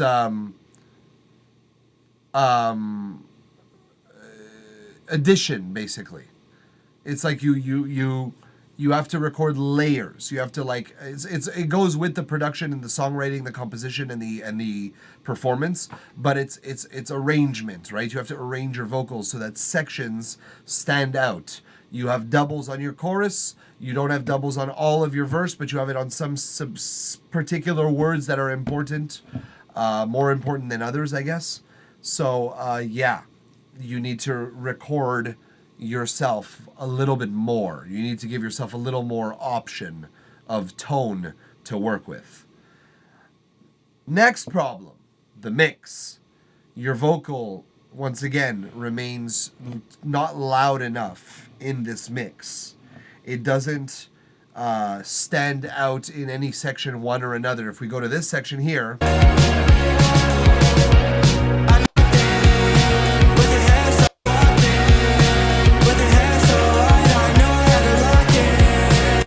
that's another problem that we're going to talk about, arrangement, but like those 2 sections are identical, and we are jumping between your first chorus, which happens at the beginning of your song, and your last chorus, which happens at the end of your song. If those are identical, if you have the same sound, you're doing it wrong. You're doing it wrong. You're repeating yourself, and there's no reason for one to exist, because we've already heard it here. So you've copy-pasted your entire section over. Congratulations. You're not growing in interest, volume, or energy over time, and so your song is losing momentum even further. That's unfortunate. There's another note that I have here is this section.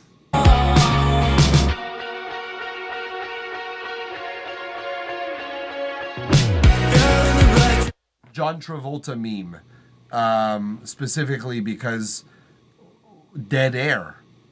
It's dead air. We have nothing going on in this section except for one guitar. There's no build. There's no transitionary effects. There's nothing to indicate that something is coming except one guitar. Down, down, down, down, down, down. We need more than that. This is dead air. I don't love the bridge vocals. If we go here.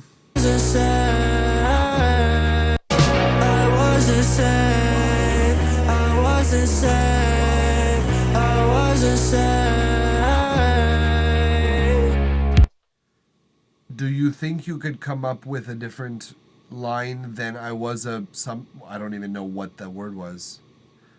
I was insane? Is that what you're saying? I'm not sure. I can't understand it. That's part of the problems that I've already described. I won't linger on it too long. But do you think you could find another lyric? I was insane. It killed my brain. I was insane. Like even just a little change in the middle one, it does a world of difference for us listening to it. It needs improvement. I would say that about your lyrics in general, Sion, because your lyrics are underwhelming. You're not maybe an English speaker. That's fine. I can tell there's an accent in there of some kind. That's fine. I don't mean to hate on you. I'm just saying that your lyrics are a little plain. Your lyrics plain. Okay, this leads me to my next point here. Ease off the auto-tune, dude. The sound of your song, everything else that's going on in this song is all instruments, imperfect things, played by people. At least it sounds like it's played by people. Let's hear.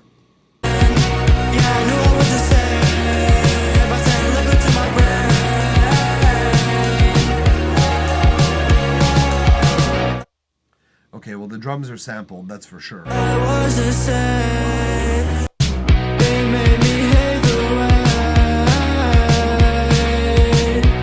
The guitars sound spliced, but they sound like real guitars, recorded guitars. But my point with this stands.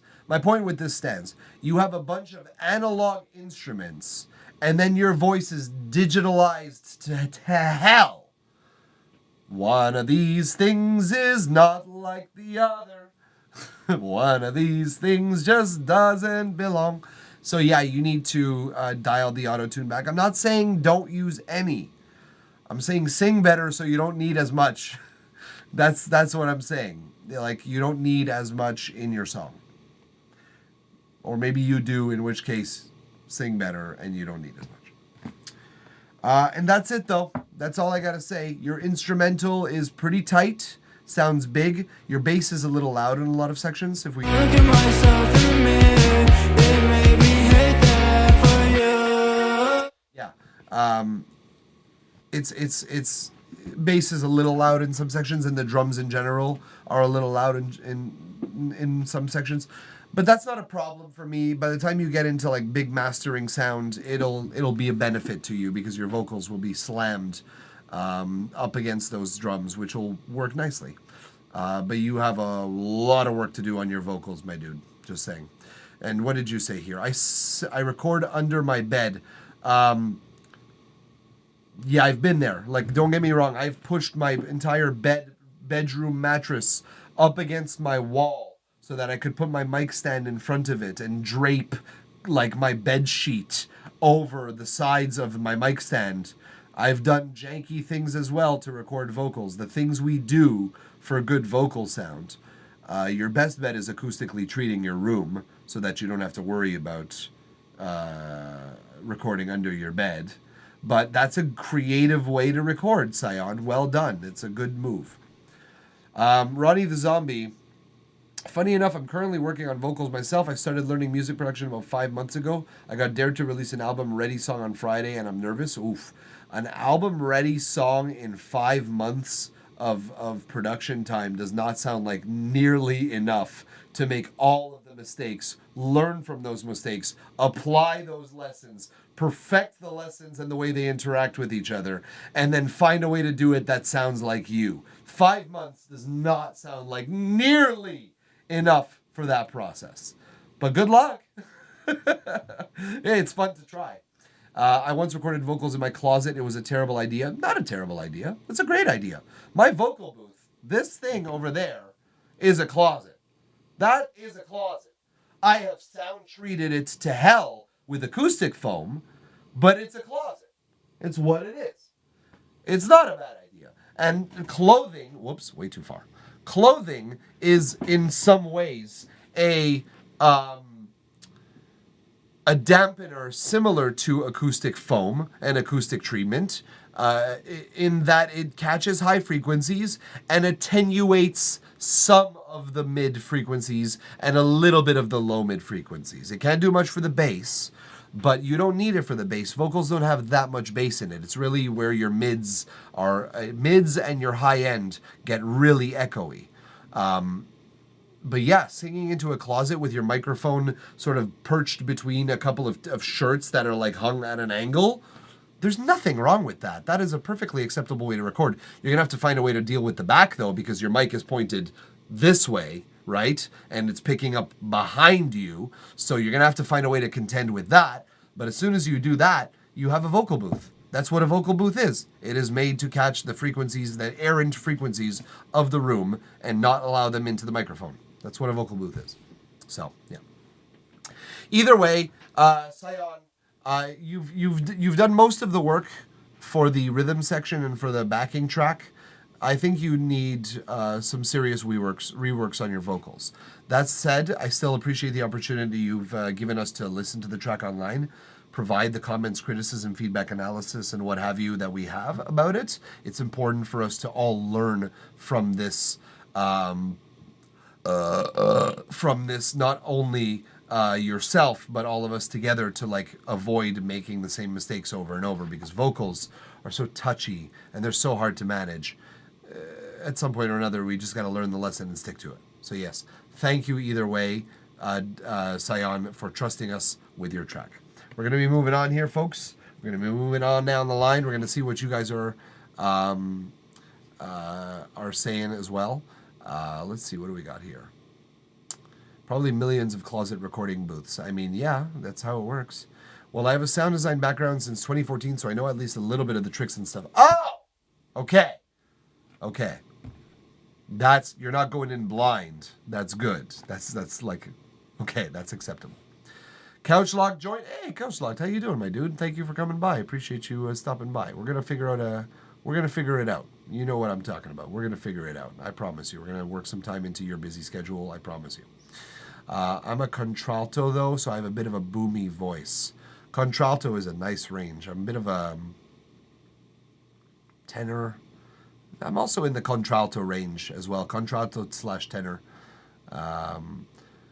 What up yourself, Couch Locks? I'm doing well. I'm busy, but here we are. I gotta go to bed. Dino, it's late over here. Yeah, it's fucking late. It's true. If you're in Norway, Jesus, it's fucking late. Good shit, and thanks for the feedback, Mike. Have a good one. Take care of yourself. Dino, we'll see you soon. Grab a microphone isolation shield, cheap and able to move around. That's a great trick, Maki Mac, which, by the way, we're going to be pulling up your track here. That's a great trick, especially because for microphone isolation shields, if you put your microphone in the closet, then you put your microphone isolation shield behind you, you've contended with about 80% of the frequencies that are going to give you trouble to record in the first place. 80%. I'd say you reduce your ambient vocal reflections by approximately 70 to 80%, which is excellent, and it's more than enough for what you need to mix professional quality, professional grade vocals. If you could drain 80% of room tone out of your vocals, you have no excuse but to have a good sound, honestly. And I might be being harsh, but that's just the way it is. For show, just got home from work, glad to be home finally. Time to get stoned. Well, I won't leave you hanging. Got some Afghan Kush tonight. Some lovely stuff. My lowest is A2, but as a woman, it's hard to find tutorials for mixing. You mean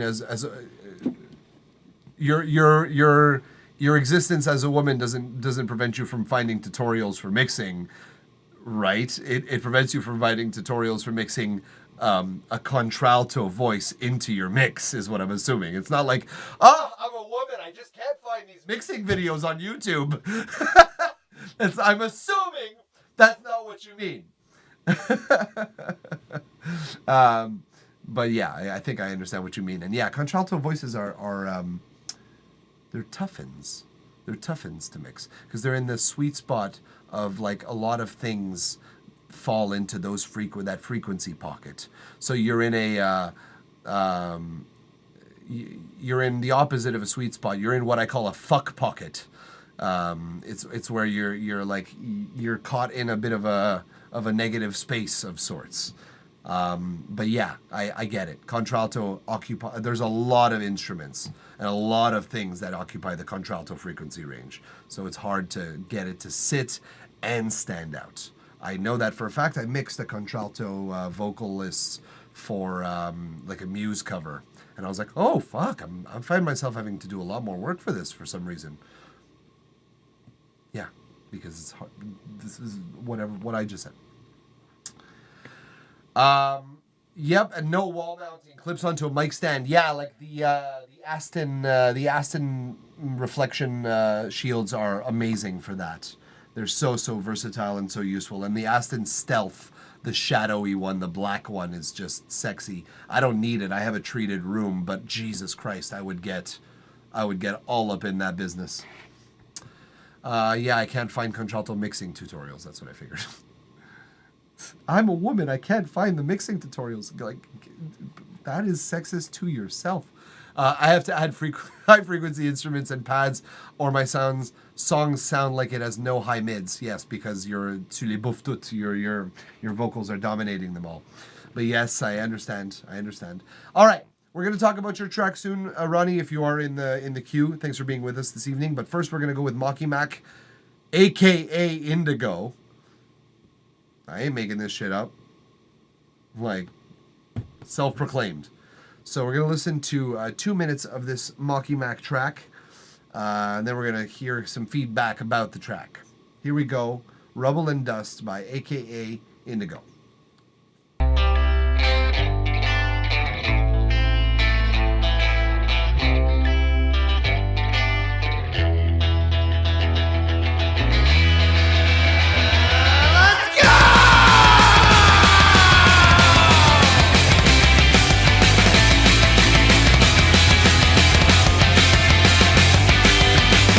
Gonna take to make us think we're not the greatest thing to walk the face of earth, for goodness sake. Have you seen the state of this place? Filthy human race should be ashamed, not egotistic taint. We'll focus on getting fame and the decay. Our home is running away.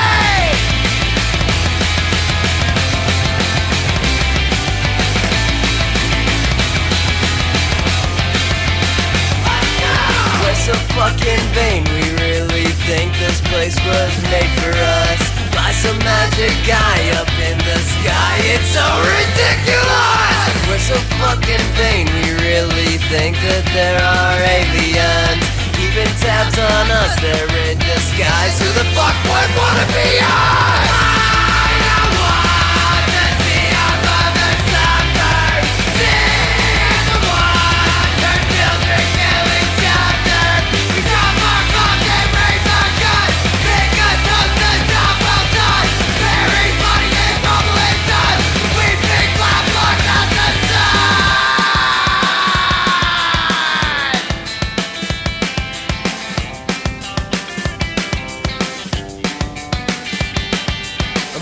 Silence for those that were lost under foul conditions to the rich man's cause. Another moment for the families forced to move on.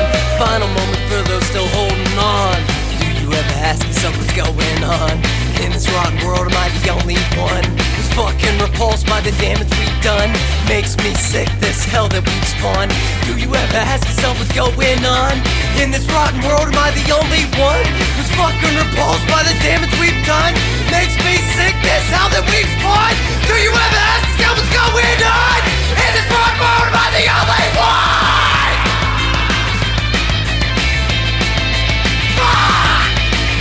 I'm still holding on to hope that we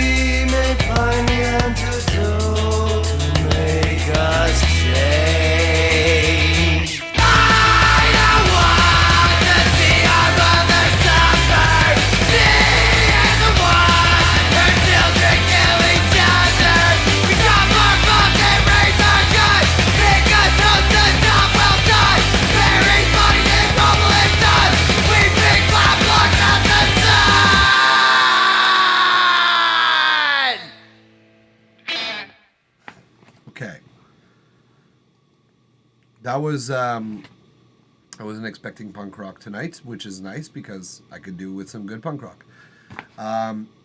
Full disclosure, not necessarily the biggest punk rock fan, for the specific reason that a lot of the times they sacrifice basic music principles in favor of the notion of rebelling, when I find properly done punk rock, you can bring your notion of rebellion with a far more efficient way of communicating that. Meaning good recording quality, good mixing quality, good mastering quality, good arrangement as well. It's like, I understand anti-disestablishmentarianism as a principle, or is it disestablishmentarianism technically? I understand that as a principle, but sometimes we make choices for the sake of it being punk rock. Right, fucking punks. I was not going to say it, but no. Okay. So I have some in it. I have some notes here. I have some notes because I think that the song itself is cool. I think the arrangement's good. I think it has like a shape over time. I think it develops an interest. I think it develops an energy as well. It does. I didn't think it could give more energy by the end, but then fucking punks, man. You somehow find this pit of deep, dark energy that you tap into to just give a crazy, dedicated, drastic, and dramatic performance from start to finish. And that's one thing that I've never really been disappointed with about punk rock is the performance. It's always so genuine. It's always so genuine. To a fault, sometimes. Sometimes, like, learn your fucking guitar parts. But that's not the case in this. So, I'm just saying. Genuine performance, check. Well done. Let's talk about the mix. First, your binary, your image, your left-right image. Jesus, I started at the end and I worked my way backwards. Your stereo image is a bit binary. I'm hearing a lot of things right here, like center, like slapped in the center, and then I'm hearing a lot of things left and right, and then every now and then something's gonna dance in these sections, but not much. It's either it's very binary. It's center or left and right, and I think we need some work where we need to fill in those sections. Probably your bread and butter in this department is going to be guitars. So I don't know if you have stereo imagers or if you have multiple guitar takes that are recorded that you can kind of not just take left and right, but kind of like if you have, I do triple tracking. I know it sounds excessive, but it allows me to basically go left, right hard, left, right technically, fuck punk, get it? Fuck you. Left, right, hard guitars, mid, hard, right and left guitars, and then I have two center guitars. And that's actually kind of how I mix them in terms of volume too, whereas these are very loud, and the center ones are kind of in the middle there, but backed off a little bit so that you can leave space for vocals and kick and snare. So yeah, we need a little more spread on the guitars. Let's listen to the tone of the guitars real quick.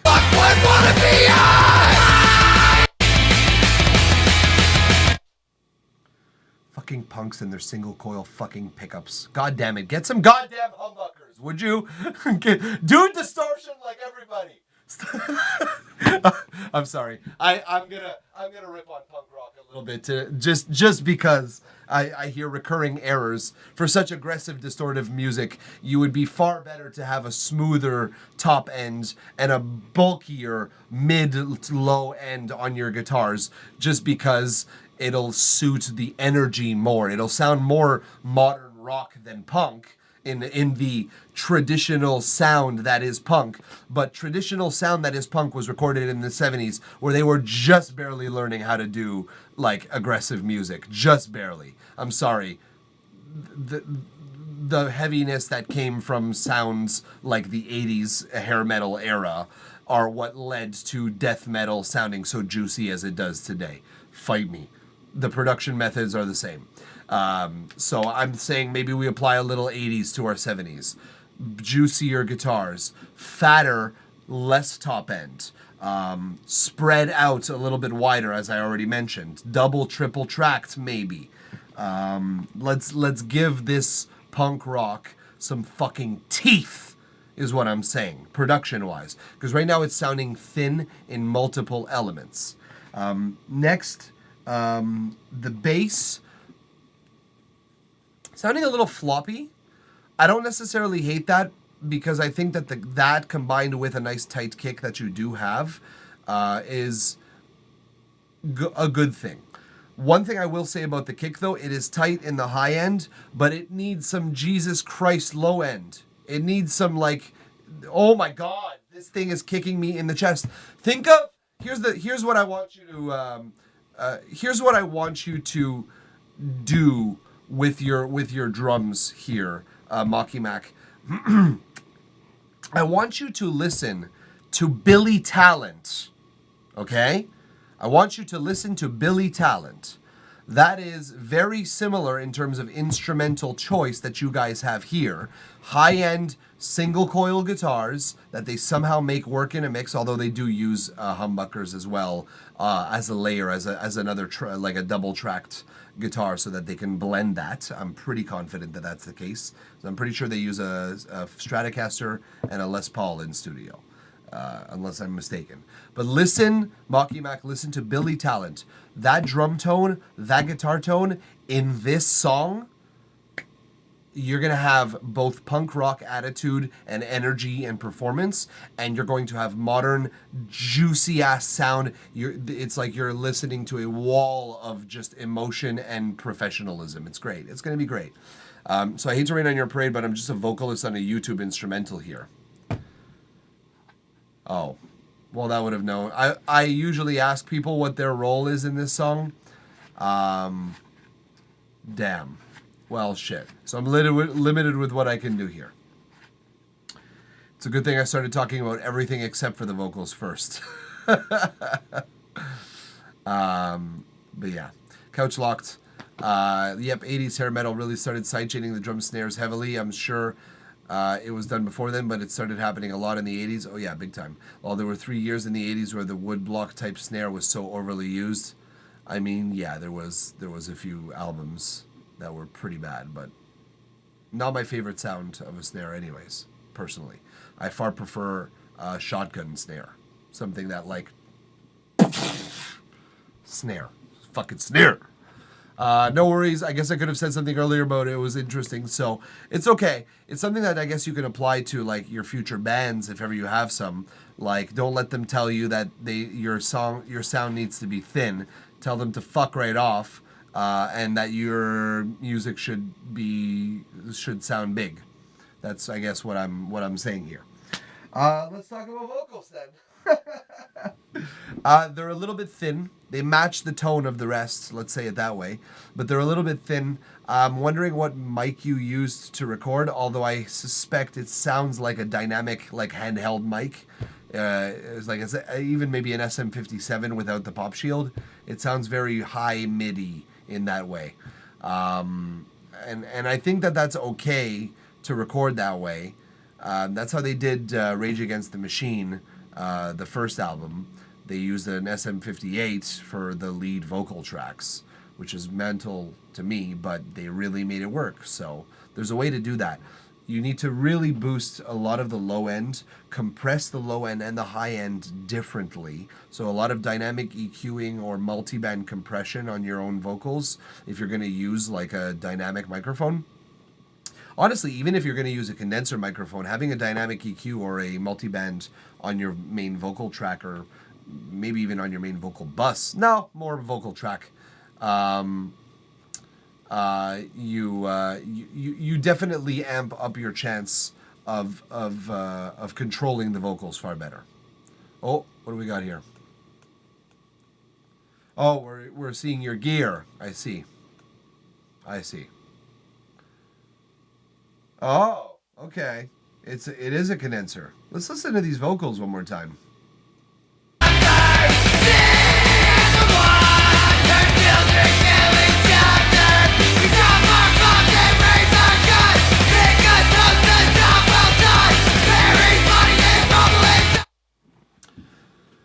Okay, They are slightly. Then in that case, your vocals need a slightly more bump in the low end, specifically around probably 200 to 300 hertz. The gang vocals are cool. Use them, dose them, right? Like you have your verse vocals here. For goodness sake, have you seen the state of this place? Filthy human race should be ashamed, not egotistic taste. We'll focus on getting fame, then the decay. Our home is running away!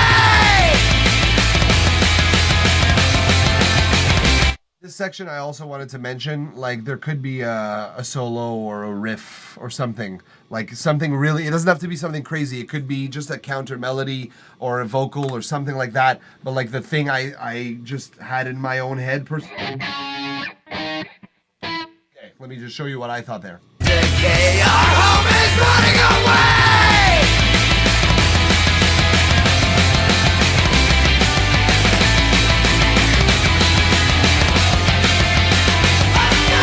We're so fucking vain, Literally, that's all it could be. It could just be just a little filling in, something that's a little more contrasty to the rest of the sound. Like just something, even if it's a vocal. That actually could work. Hold on, let's test that a little bit.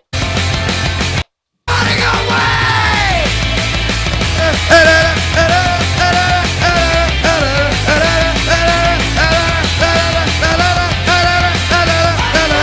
We're so fucking vain, Yeah, it could work. It's something to add either way. Yeah, I mean, apart from the vocals being thin and like under processed a little bit, I'm gonna tell you something here, Maki. When you're dealing with aggressive vocals, there's a way where you can maximize the dynamics of your vocals really a lot. There's a step-by-step process kind of, and it's very systematic. And once you have a good like signal chain that you can follow, it's pretty easy to apply in other songs either way. Running the Zombie brings me back to my teen years. I gotta head out, but I'm glad I found your stream. I'm going to try and get something done. Thank you for being with us until now, Ronnie. Thank you for following us. We'll see you next time, hopefully. And yeah, I hope you join the queue next time so we could hear some of your tracks, some of your contra-alto vocal tracks. I've got to hear some. So the thing about that track reminds me of the Mighty Mighty Boss Tones minus the horn section. Yeah, well, it's ska punk kind of, for sure, Couch Locked. I mean, it's really got those absolutely the skanky guitars, and you have a very similar kind of feel to a lot of those rocky sort of feeling ska. I mean, Mighty Mighty Boss Tones is far softer, but there's a lot of bands like this that like implement ska really well into their punk. I used to know one there was a local band called Les Scalpés, and they used to mix this with a little bit of like growling vocals and like dark vocals. It's a local band that used to like a buddy of mine used to play bass in it, and yeah, it was that combination of ska, a much faster pace. It's like almost borderline metal. You know what I mean? It's crazy. Yeah. So your vocal chain, Maki Mac, there's a few things that you want to do to like an aggressive vocal track when you're working with it. So first thing you want to do, de-ess it so that you have your S's under control from the get-go. That's your first thing, because basically what will happen is a clean de-essed sound will go into all of the rest of your plugins, so that you're not enhancing those S's to take them away later, so much as you are taming the S's so that you don't have to do the work on them later. You can enhance your high end as much as you need to in that track without working with like a harshness in your ears kind of. I need one, I just manually go through it That's a waste of time. there's in Studio One, I'm sure there is a free de-esser. Just to give you an idea, I use a stock Logic plugin compressor. I don't even use the modern, the up-to-date compressor. I use their de-esser. I use their legacy de-esser from like Logic Pro 9. I use that one because it's so simple and so efficient that you just need to snip out a little section of your S's and you're done. Manually going through it makes making music a pain in the fucking ass. And you want to reduce the number of pains in the asses that you have, because music making as a process is a tremendous pain in the ass that no one appreciates you for. So minimize that as much as you can. I've looked through them. Maybe a Google search would help. If you're on Mac, I highly recommend Logic because it has so many great stock plugins that like it's worth it. It's worth like just the $200 to spend on the program. You get about $2,000 worth of plugin stuff. I don't mind the tedious shit like folding laundry, therapeutic. I guess. I hate fucking folding laundry. I fucking hate it. I get into it and I have to be distracted by a bunch of things because it feels like a waste of time to me, personally. But then again, with my ADHD ass, who knows? That might be a thing. Team Ableton all day. For electronic music, Ableton is just pricelessly amazing. It's so much more worth it. But for like written music, like played music on instruments, Logic kicks so much ass. It's really, really great.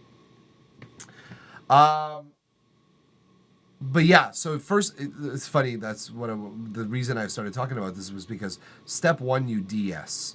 Step 2, you compress.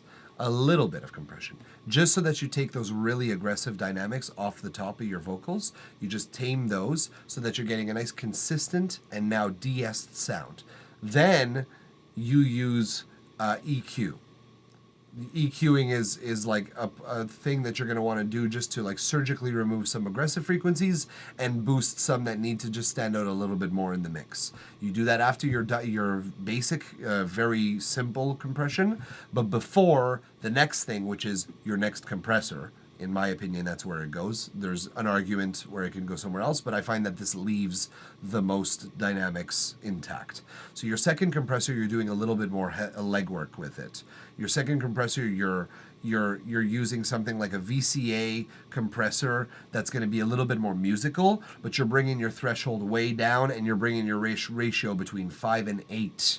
Depending on the track. Your attack is going to be relatively slow at around like between 50 and 100 milliseconds, and your release even slower, like pushing 200.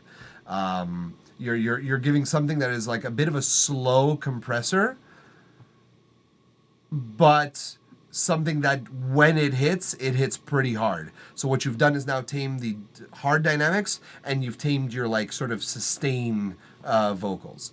Then anything that you would want to put on to like boost the tone, the distortion. I have a multi-effects on my vocal chain at this point after the second compressor. That for me is just to enhance the low end, to make sure that the high end has some distortion. Personally, that's a thank you, Antar. Appreciate you. That's personally just to like make sure that those frequencies are kind of fattening up right before we come back into that final compressor, which is a limiter. You have an ad. Well, shit. So many fucking ads, and I have no idea how to reduce them. I'm so good at this. Either way, we're at the end of your track. So, I mean, there's like 20 seconds left. Yeah, your final compressor, either way, you can watch this back in the VOD. Your final compressor is going to be a limiter, either way. The limiter is your secret tool, if you will. Your secret tool for getting the cleanest vocals you will ever be able to get. Vocals that'll stand right here in the mix and effortlessly, really. You just kind of dial it up to the right sound you want, and then that's that on that. That's a signal chain for me, for my vocals. You got the de-esser, compressor, light compressor, channel EQ, slow but aggressive compressor. You get some frequency enhancement, a big old limiter right at the end of that chain, and then you put on whatever delay and reverb you want strategically through your song. That for me is a professional vocal sounding chain. You're never gonna go wrong with something like that. Especially for aggressive vocals. When you slam into that limiter with a good like scream, like when you just like, it sounds great. It sounds great. Not like what I just did. Don't do what I just did. Either way, thank you, Mocky Mac, for allowing us to listen to the track online together, for allowing us to provide comments and feedback. Some of it's less relevant than others, just because you're a singer and not an instrumentalist. But nonetheless, we appreciate your presence. We appreciate your presence, and thank you for trusting us with your track. Antar, buddy, it's going to be SoundCloud. It's got to be SoundCloud. Spotify don't work. Sorry about that. It's got to be SoundCloud. I've actually put it in the instructions here, just so you know. When you click feedback, it says, have your SoundCloud link ready. See where it says right there? SoundCloud. Anyways, sorry. I put it everywhere just so that it's no confusion. While you get it, I'm a run Couch Locked. You'll be right there with us. You'll be right after. And as a matter of fact, I think I'm gonna like just close the queue after. But as we wait for your SoundCloud link, let's listen to Couch Locked.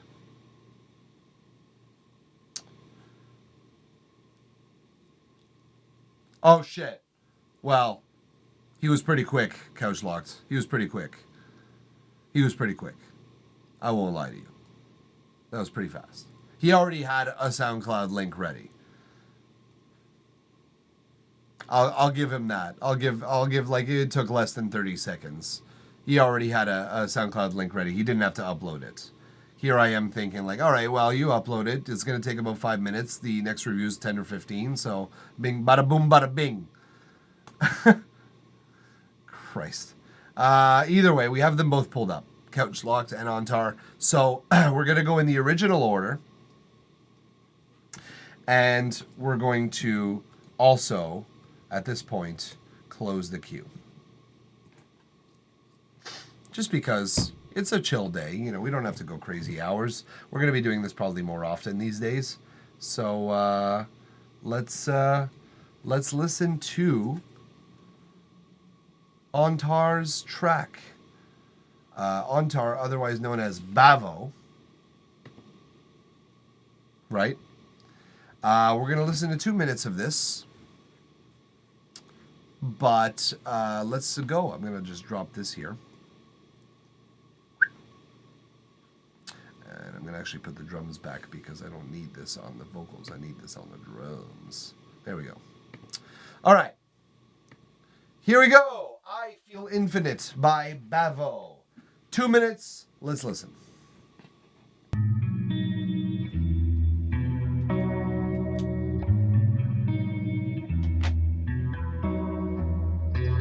It's the first autumn air after summer. It's the feeling in your heart when you love her. It's the crunch of the leaves on the ground. It's how she looks when the wind is in her hair, or the laughter of the strangers everywhere. It's the yellow street lights all around. Open up your eyes and breathe. Everything you're wanting to see is all around you. I just can't believe I found you.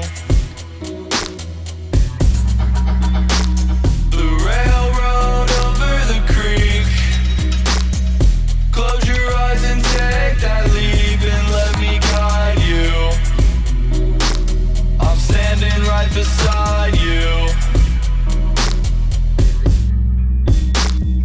Take a step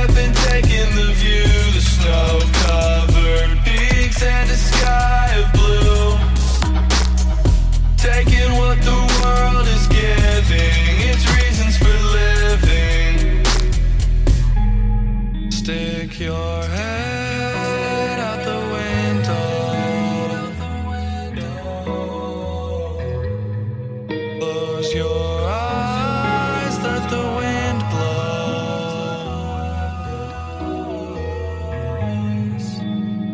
You're giving what you're taking in. Everybody's living it. I feel infinite. Give what they.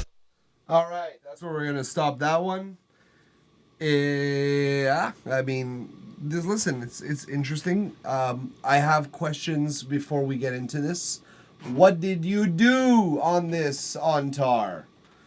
It's just so we avoid making the same mistake once more. Let's turn this light back on, don't you find?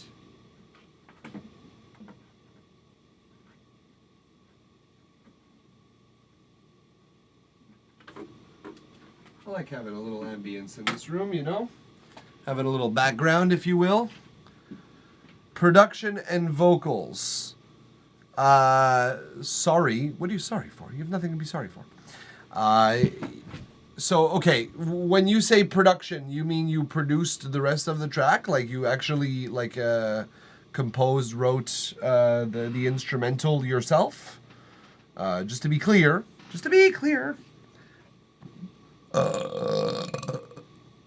Yep. Okay, good. Good to know. Let's move into this. So, it's funny, I'm seeing a recurring theme that's happened a couple of times today. I am hearing polished instrumental.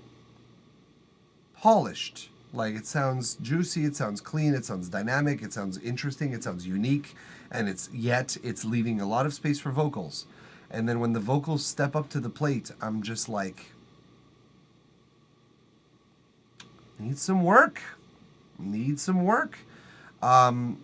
So let's talk about it. So first of all, let's listen to the instrumentals real quick, just to get a handle on them. Love her.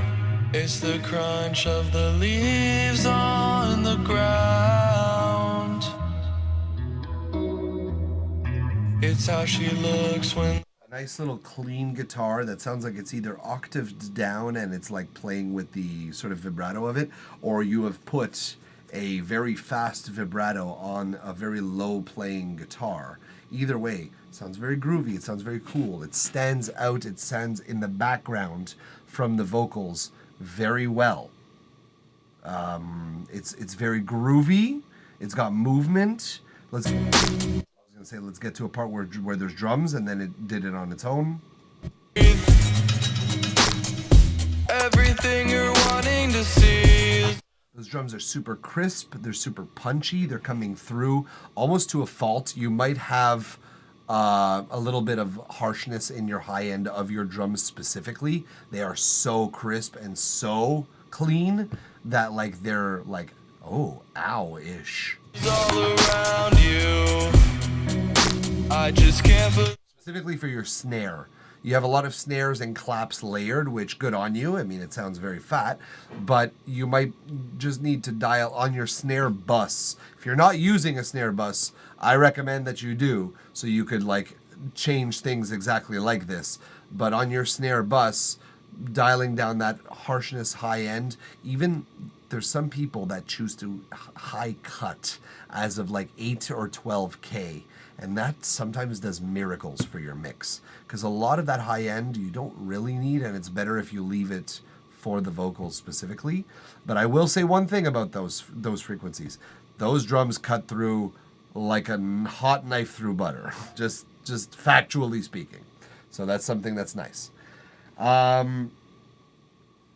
Let's hear this little instrumental part here.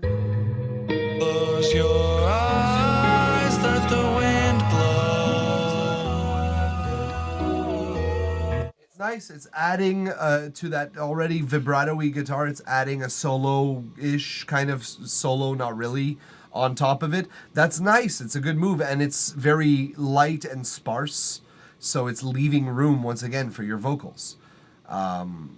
Everything, instrumentally speaking, has been done with quite a fine hand, if I may say so myself. Now let's talk about vocals. It's a theme today. I don't know what it is. Listen, if there was a day where we can hear multiple examples of a similar mistake, it was the day for it to happen. Today's theme is like vocals really matter. And it's fine. It's fine. Look, it's a good exemplification of how much they fucking change a song's quality, overall vocals. So, first thing, I've said it a couple of times today, I'm not going to get into it. Choose the moments where you put your delay on your vocals. You're undermining your vocals, you're undermining the effect of delay itself. Take your delay off by default, add it on as a choice. I've said it time and time again today, and I'm not going to repeat it a million times. You need this to be the case. Second thing, I have said today, this before. Please play 3:30 in the song. I'd like to hear your vocal critique on it if you could get to it. All right, let's see what's 3:30 around here.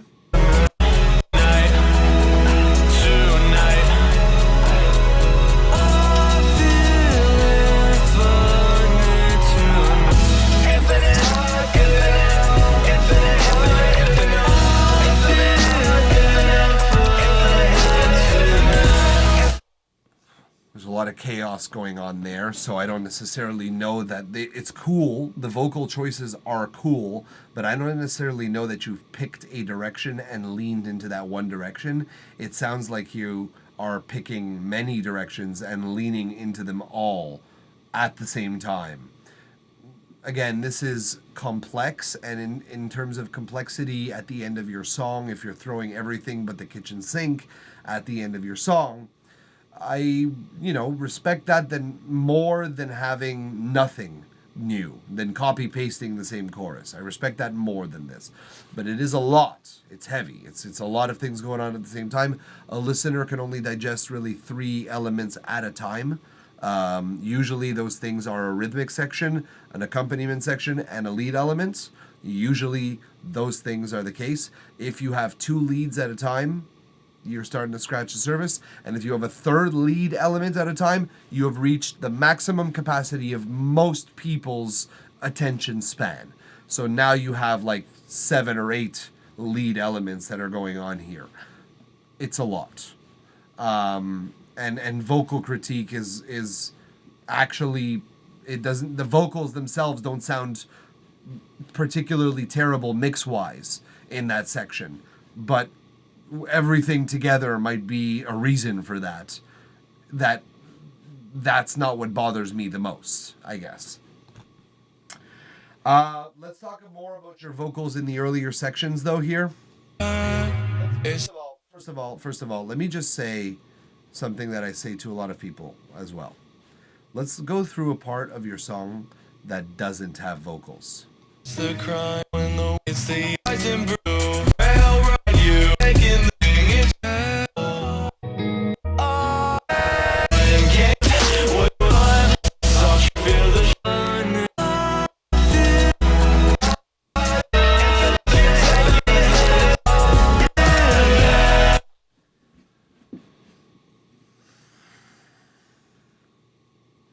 I get that you're a singer.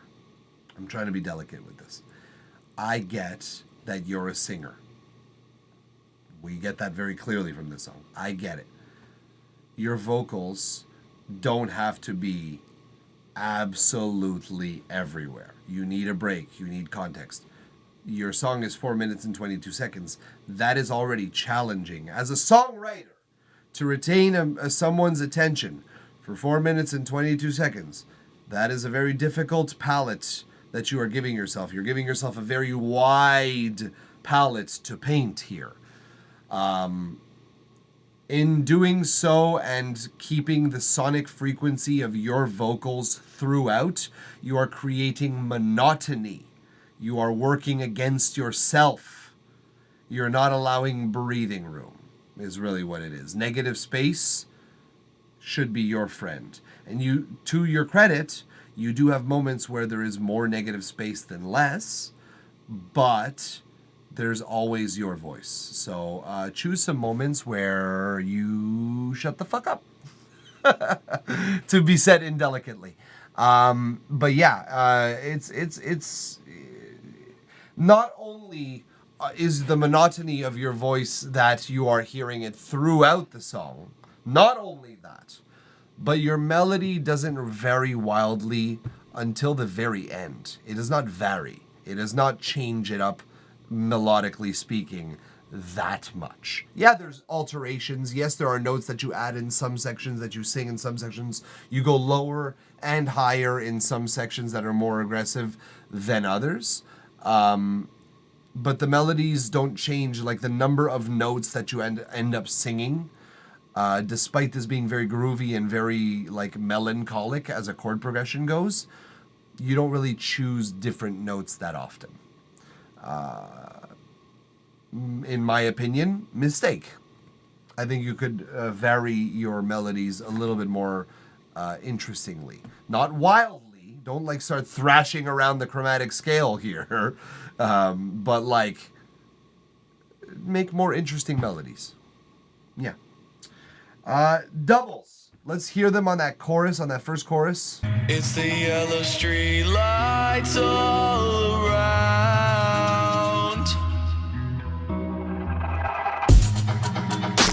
Cool sound design, by the way. I've said this about your instrumental. It's my favorite part of your song. But like, cool sound design. Cool. Interesting. Engaging. Open up your eyes and breathe.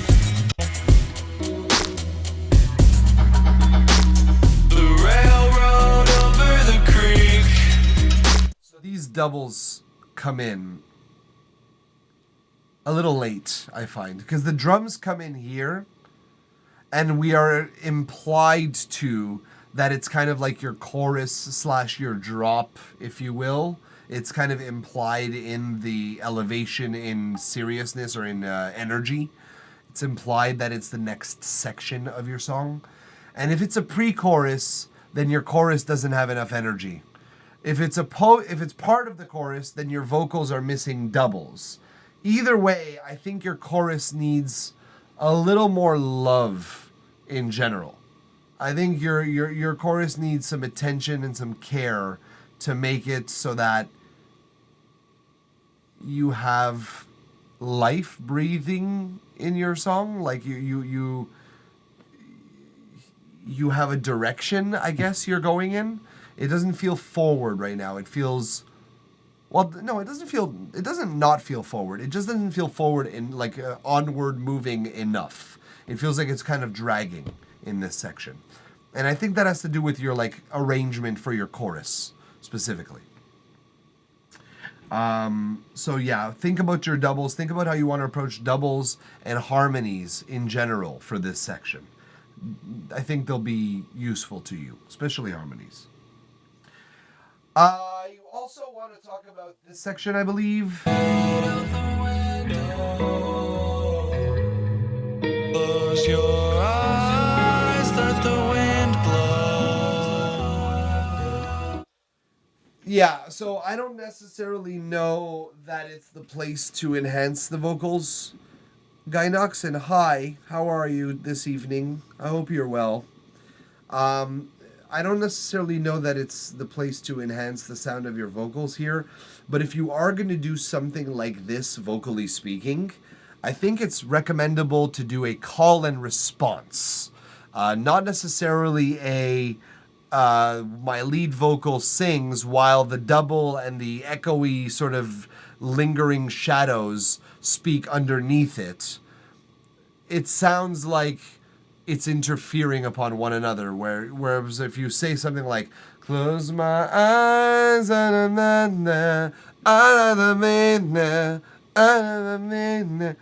of like a call and response, like one person says one thing, the other responds. You could have that going on multiple times per phrase. You could fuck with delay to make this sound a little bit more prominent, but choose call and response more than overlapping vocals, especially if you're going to just be repeating the same lyrics, which is what you're doing here anyways. So yeah, work on that, I think. I think it's something that you should work on.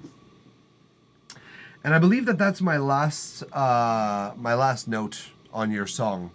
Again, the crispness of your track contrasts with the kind of thinness and somewhat lack of thought on your vocals. 1 out of 10 rating. I would not go so far as to say is a 1 out of 10. I won't go so far as to rate your track. I'd say it has potential to be very highly rated once it's had as much thought put into the vocals as it has, obviously, evidently, into the instrumentals. Once that's the case, it's going to be far from a 1. It's already far from a 1. You've got far less work to do than a track that I would rate a 1 on 10. Your vocals are hovering in at about a 4, though. So, if we're going to rate.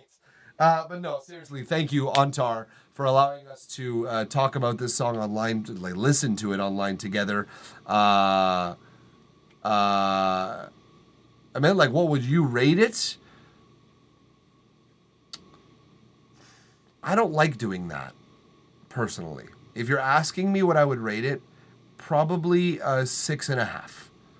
It's passable, but the vocals will account for 20 to 25% of the changes that you will make, which will bring it to, of course, math-wise, a high 90s if you really maximize that. But I don't love rating because that implies that there's a good and bad in anything that you've done. I mean, there is, I guess, but I don't know. I don't love the rating system. Either way, I guess you do because you seem pleased. But thank you, Antar, for allowing us to listen to it and provide the comments, criticism, feedback, analysis, what have you. It was a fun track to listen to either way. Thank you for trusting us with it. We'll listen to another one hopefully next week if you come back. Or if you stick around now, we're going to be listening to the final track, which is Couch Locked. I do already have your track pulled up here, Couch Locked, which we will immediately pull up because I was smart enough to preload it. Yeah. This is pretty much the end of the line for us here, folks. We're running low on the time, running low on the voice as well. So we're going to listen to this song and we're going to talk about what we think about it. I've taken notes for my own project. Thank you for the insight. Zayaku, my pleasure. I'm glad. That's exactly what I hope for people to be doing if they're not necessarily dropping their own track. I'm hoping that they learned valuable lessons that they can apply to songs that they are working on or are gonna work on in theory. So I'm hopeful of that. I was mindful of the loudness when making this because of you, Mike. I'm honored. Thank you, I guess. We'll see. We'll see if that is an insult to me or if that is a tip of the hat to me. It seems to imply that you were mindful in a cautious capacity, but it could mean that you did it on purpose to make it even fucking louder for me. It can be interpreted as such. I doubt it, but here we go with The Pitfalls by Couch Locked. Good thing, lol, even though my amps go to 11. I mean, I'm sure they do. Mine do not, but yours certainly can. We'll listen to this rhythm track by Couch Locked called The Pitfalls. Is this the one you were talking about today on Discord, by the way? Let me know while we listen to 2 minutes, well, pretty much the entire thing of this Couch Locked.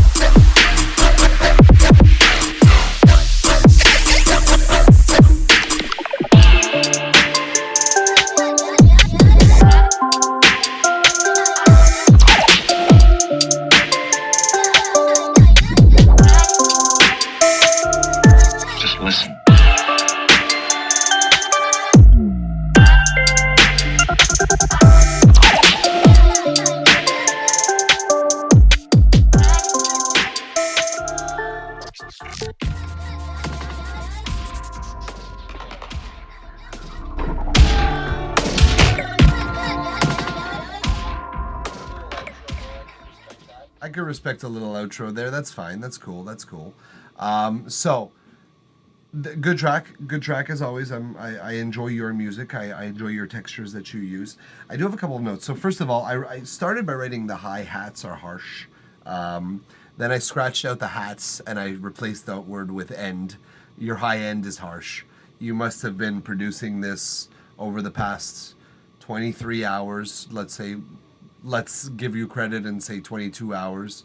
Non-stop, and you must have lost sight of the high end. It must have gotten away with you. Be careful, Couch Luck, because if you do produce at that sort of crazy volume for such a long period of time, and the high end is that harsh, and it gets harsher and harsher over time, you might be doing some damage with your ears. Whether it's on hi-hats, Jesus, whether it's on cans or on boxes, it's just be careful, just beware, because that is a way to slowly chip away at your auricular capacities, which is the actual word for it, I found out. So yeah, just be mindful of it, because if I'm hearing this much high end and this much volume, and you've been hearing this for the past 20 hours, your hearing might need serious recovery time, stepping away from the track for a day or two even, so that your ears can just properly recover. Because that's just, I don't know, man. I'm worried, kind of. Damage to the ears, haha. I DJ'd and ran sound for years. Huge PA speakers blasting on me. Still perfect hearing. Had a test done a couple of years ago. Fucking mental case, man. I got tinnitus. It's so annoying. It's ignorable, and it goes away when I'm working in audio. When I have bad and loud enough frequencies, it's just not audible. It actually descends. But it's so annoying. I don't know how you manage to retain your hearing and still do all of that for such a long time. But yeah, either way, your high end is harsh. That's what it comes down to.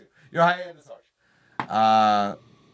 Mike, my boy, hey, Ferdy Flodge, what's going on, dude? Nice to see you too. Love to see you streaming frequently again. Yeah, man. Zayaku, thank you very much for the follow. Appreciate you supporting the stream in the way you do. Yeah, we've been jumping back into it, Ferdy. We've been really giving it our very best, our almost very bestest. Tinnitus is a fear of mine. I get it. It's just annoying. It's just fucking annoying. I'll treat my high end with some EQ and Soothe too. Thanks for pointing it out. Yeah. We talked about it. This wub. Let's talk about this wub.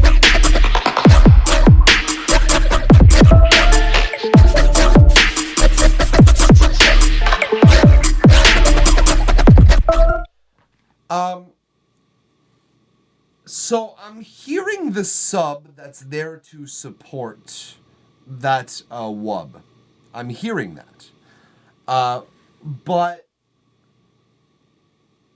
it sounds a little thin otherwise. The actual... it sounds like a very high-passed sound, synth sound in general. I don't know if this is intentional. You definitely haven't gotten to the most intense part of your drop yet, so that's for sure. But I don't know if it's intentional or not. I just find it lacks gusto. But yeah. Echo Flux Psy, hello. How you doing? Welcome. Oh, unfortunately our queue is closed, however. I'm so sorry about that. We are open next week, though. If you do follow us, you'll get the notification when we come back on next week. In all likeliness, next Tuesday. But thank you for being with us tonight, either way. I could switch my mid-bass to a low shelf instead of a high pass. And maybe boost my clipper a little.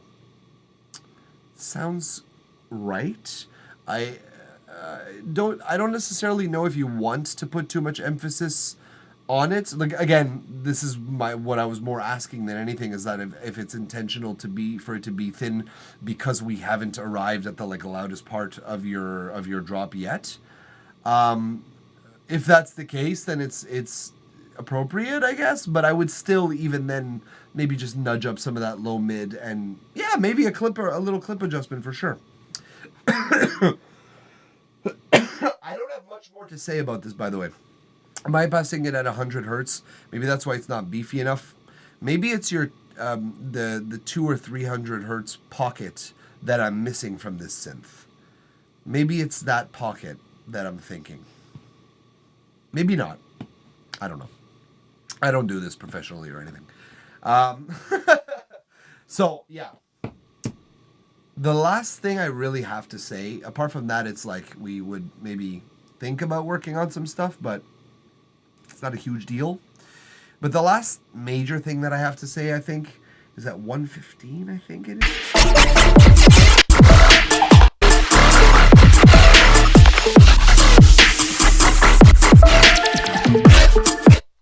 Yeah, it was not 115 so much as it was like 112 to 113.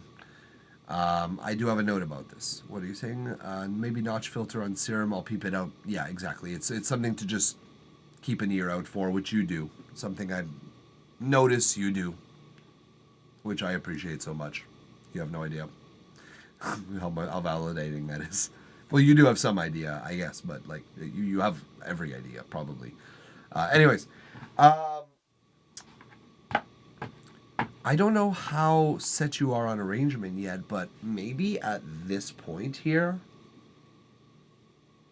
maybe a break here in that section specifically, right at that point, because you do have this riser coming up that does kind of give a finality to this section, if you will, and your wobbles do continue in a different capacity afterwards, which is fine. But I don't know, everything in my fiber was kind of itching for a bit of an ear break, even if it's like a 2-measure kind of ear break, maybe just a 1-measure ear break even. But just some form of break here. I don't know. Definitely good advice. I'm an audio nerd, so I love stuff like this. I mean, I'm glad, dude. That's what we do, you know. We have a lot of fun. We like to nerd out about the nitty-gritty, right? We understand its value, I think is what it is. Just wanted to tell you that I found some rappers who want to collab with me. Pretty Fletch, nicely done. I hope I can show you some results soon. I am looking forward to hearing those. Please come back with those. Thank you very much for stopping by tonight. We appreciate you doing so. And we'll see you next time. Philia, I wrote all this down. I'm going to go for a B-side flip and see how it turns out. Yeah. Again, I don't know how you're maintaining your hearing at 100% by doing so much intense, long hours with loud volumes and piercingly shrieking high end, but, well, it wasn't that bad. It wasn't like you disproportionate. Well, it was disproportionate, but you know what I mean. It wasn't like, what are you doing here? No. But my point is like, I don't know how you sustain this, but keep power to you and keep rolling on it. Because, yeah. It's got all the textures in the right places, and it's just missing a little bit of the sewing together properly with the ribbons that have the shiny sparkles on them, and then you make some fireworks on the sides. You know what I mean? Like, it's missing all those little touches. It's also missing maybe a lead vocal. I don't want to say a lead vocal, more than a sample of some kind. It's missing a sample. Maybe something, you do have some like steel drum vibes in this. Maybe have some Caribbean kind of vocal samples, something like that. Maybe like a dub rapper or something that just fills in some of the gaps frequentially. Just an idea, I guess. I'm just shooting in the dark here. But yeah, that's pretty much it, dude. Honestly, it was well designed from the start, as you do. It's just how you do. I was hilarious. I was thinking the same on Ragavox. Exactly, yeah. Like, you know what I mean? Like, it might be a move. Couldn't find one I liked in my library. Dig it up, man. Maybe just listen to some reggae for a couple of days and see if you find a singer that suits you. There is one guy on... what's his name? What's his fucking name? It's, I think, on a Rusko song. There's a rapper He's also on the Dub Side of the Moon, which is the Easy Star All Stars cover album of Dark Side of the Moon. There's this rapper that raps really fucking fast. And we're gonna wow! And he just screams randomly. Wow! He does that one too. I forget that guy's name, but like maybe that would fit. I don't know. Either way, Couch Locked, as always, have a lot of fun listening to your music. I'm scratching my calf right now, just in case you're wondering what I'm doing. Check out the record. What's it called? It's called Dub Side of the Moon. Dub Side of the Moon by the Easy Star All Stars. It's a really good album in general. It's worth a listen, especially if you're going to be like blitzing it up and just like, okay, I want to unplug my brain for like an hour or two. It's worth the add to your playlist. So we're gonna listen now. I love Floyd. Well, then you're gonna love this. Smoke a lot of weed. That's all I gotta say. It's gonna be great, man. You're gonna have a great time. I'm looking forward to. Like, I'm happy you get to hear this for the first time because it's cool. It's cool. The way it starts, the way it ends. It's a very sweeping motion. I prefer this their version of On the Run to the original on Dark Side of the Moon. Just to give you an idea, I prefer their version. Don't have to twist my arm. No, I know. I'm excited. That's what I'm gonna put this album on maybe tomorrow or something like that now because I miss listening to it. Either way, and I think it's on the rapper that I'm thinking of. I think he sings on Time, if I'm not mistaken. Oh, fucking got an ad at the last moments of this stream. Might as well.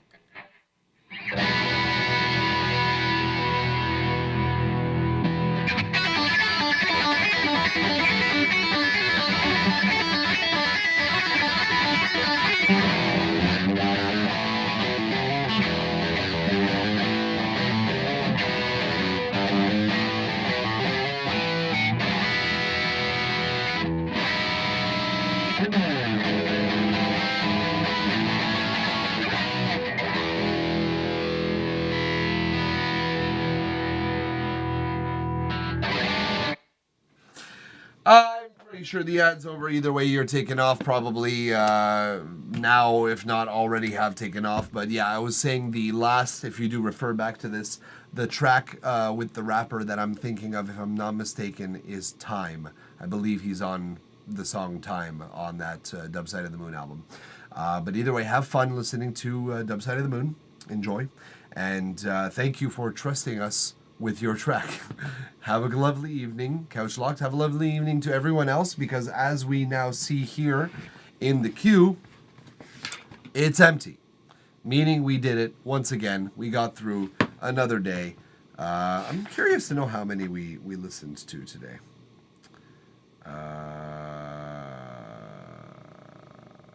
Let's see.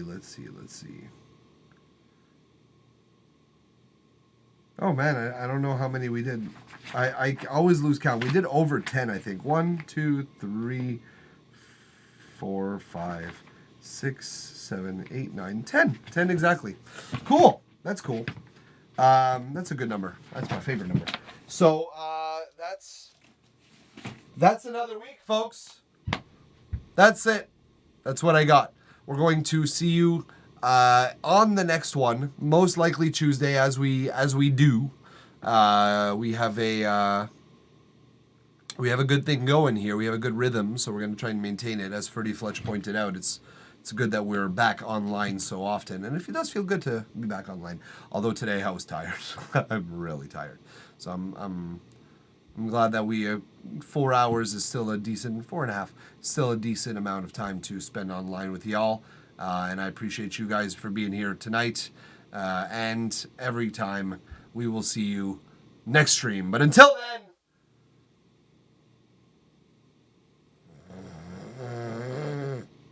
toodaloo, motherfuckers. See ya.